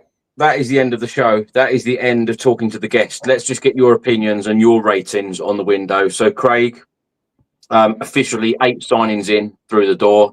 Stu gets me. Look, Stu gets me. My mate Stu, Farmer Stu. I love him. Yeah. Yeah, but we don't agree with everything that people say on this channel, do we? Not everything, but I happen to agree with Stu on this point. Of course you do. Craig, lastly, what rating out of 10 would you give this window? And when you think about the season ahead, we know the Champions League draw, all of the dates have been revealed now as well. We know the Carabao Cup draw against Doncaster in the 3rd round. West Ham up next in the Premier League. Can Spurs fight on all fronts? Can we be competitive on all fronts? How do you see the season going? Of course, we've had that, you know, we've had the flavour of Thomas Frank ball. We've seen a number of different, tactical setups. We've seen him change things in games quite often. How do you see this season going? Well, firstly, I'll give it a 7 out of 10. I would give it a 7. How do I see it going? I think it all depends on injuries, if I'm honest. If we get an injury crisis like last year, I think we could be in trouble.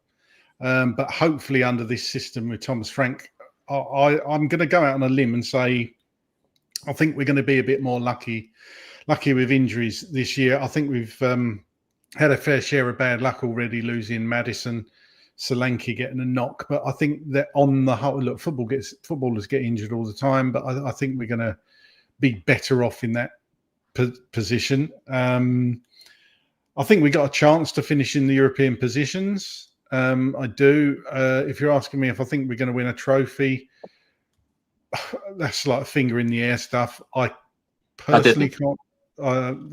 Shall we not go there? Shall we not go there? Okay. Actually, can we achieve that? Can we go all the way in one of these cups? Would you like to see Thomas Frank, really go for it in the League Cup or the FA Cup? Look, the league for me, the League Cup and the FA Cup are the ones if we want to win silverware, which of course we do. I think those are the ones that are realistic targets.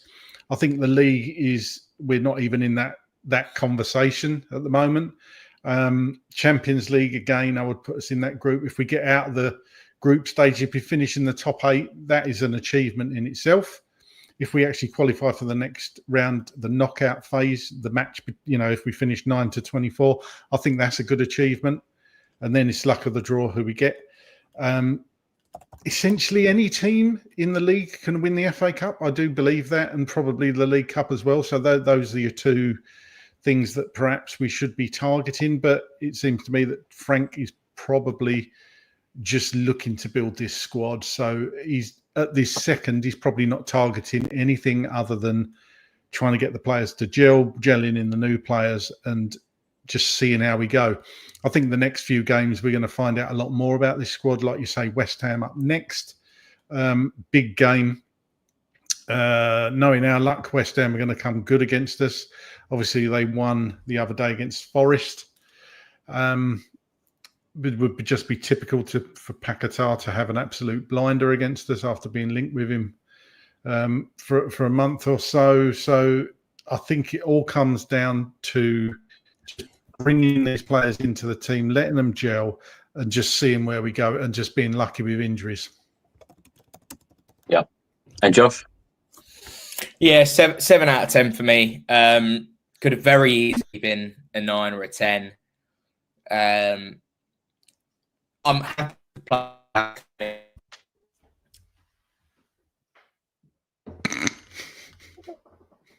I think we've lost it. It's gone there. You froze, Josh. You froze. You was like that. Yeah, Simmons is the one that I'm really excited about, and as far as I'm concerned, now I'm just glad that the window's over. And we can just focus on the football now.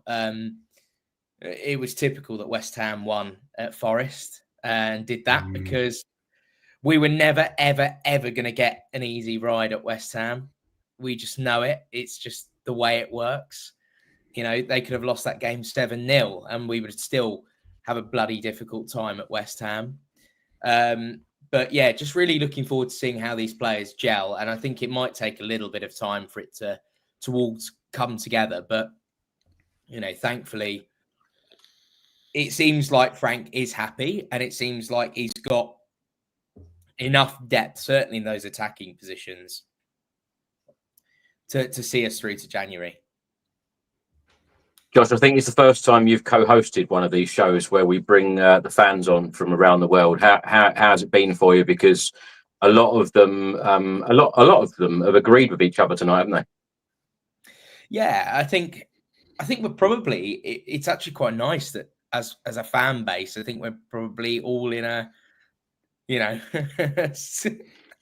We never all agree on everything, though, do we? No, we don't agree on everything, but it felt like we were largely in unison. I think everyone's generally of the opinion that we're sort of 7, 8 out of 10 window, and it's pretty positive. But now we want to see those players that have come in perform, and more could have been done. So I think it's kind of, as far as Spurs transfer windows go, it's probably as good as it gets for Spurs, unfortunately. Craig, what did you make of Josh's performance today? Only forgetting to ask the questions twice. Yeah, he seemed. Look, we all do it. I've done it enough times. When it just goes quiet.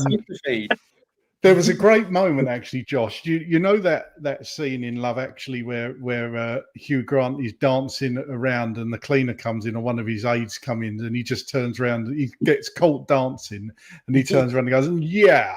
And you did exactly. You did a Hugh Grant earlier. You just went, "Yeah," and then had to think of a question. It was very funny. You styled it out, though.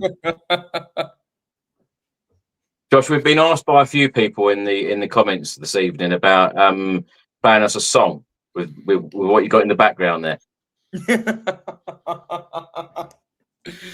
When we win our next trophy, or if we beat Arsenal, that's the deal. That's a deal. That's a deal. Well, Josh, thank you so much for joining me this evening and talking about the transfer window and all things Spurs. It's all over to Thomas Frank now. So let Thomas Frank work his magic. Where can people find you on social media? What are you up to at the moment? Josh Hughes TV, and getting the preparations underway for the Content Creators Cup. Yes, I've not even mentioned it. I've not even mentioned it on the channel so far. So the three of us and a few others are travelling up to Wolves on Saturday to play a football tournament. We are the first team outside Wolverhampton to have been invited to this annual charity event. Craig is our captain. I've appointed Craig the captain. So if anything goes wrong or we don't win, it's all going to be Craig's fault. But Josh, we haven't even spoken about positions. What position are you going to play on Saturday? Are you a Javi Simmons? Well, you're lucky that I can bring some energy. I might not be the most aesthetically pleasing, shall we say, but I can run. So I can run, and I've got a pretty hard shot. I think my Sunday League goalkeeper once compared me to the Sunday League Troy Deeney. So I'll take it. Wow. Craig, thank you so much for joining us this evening. Where can people find you? And are you looking forward to captaining us to victory? Oh God, no! I'm looking forward to it. It should be good. It'd be good to bring another trophy back, wouldn't it?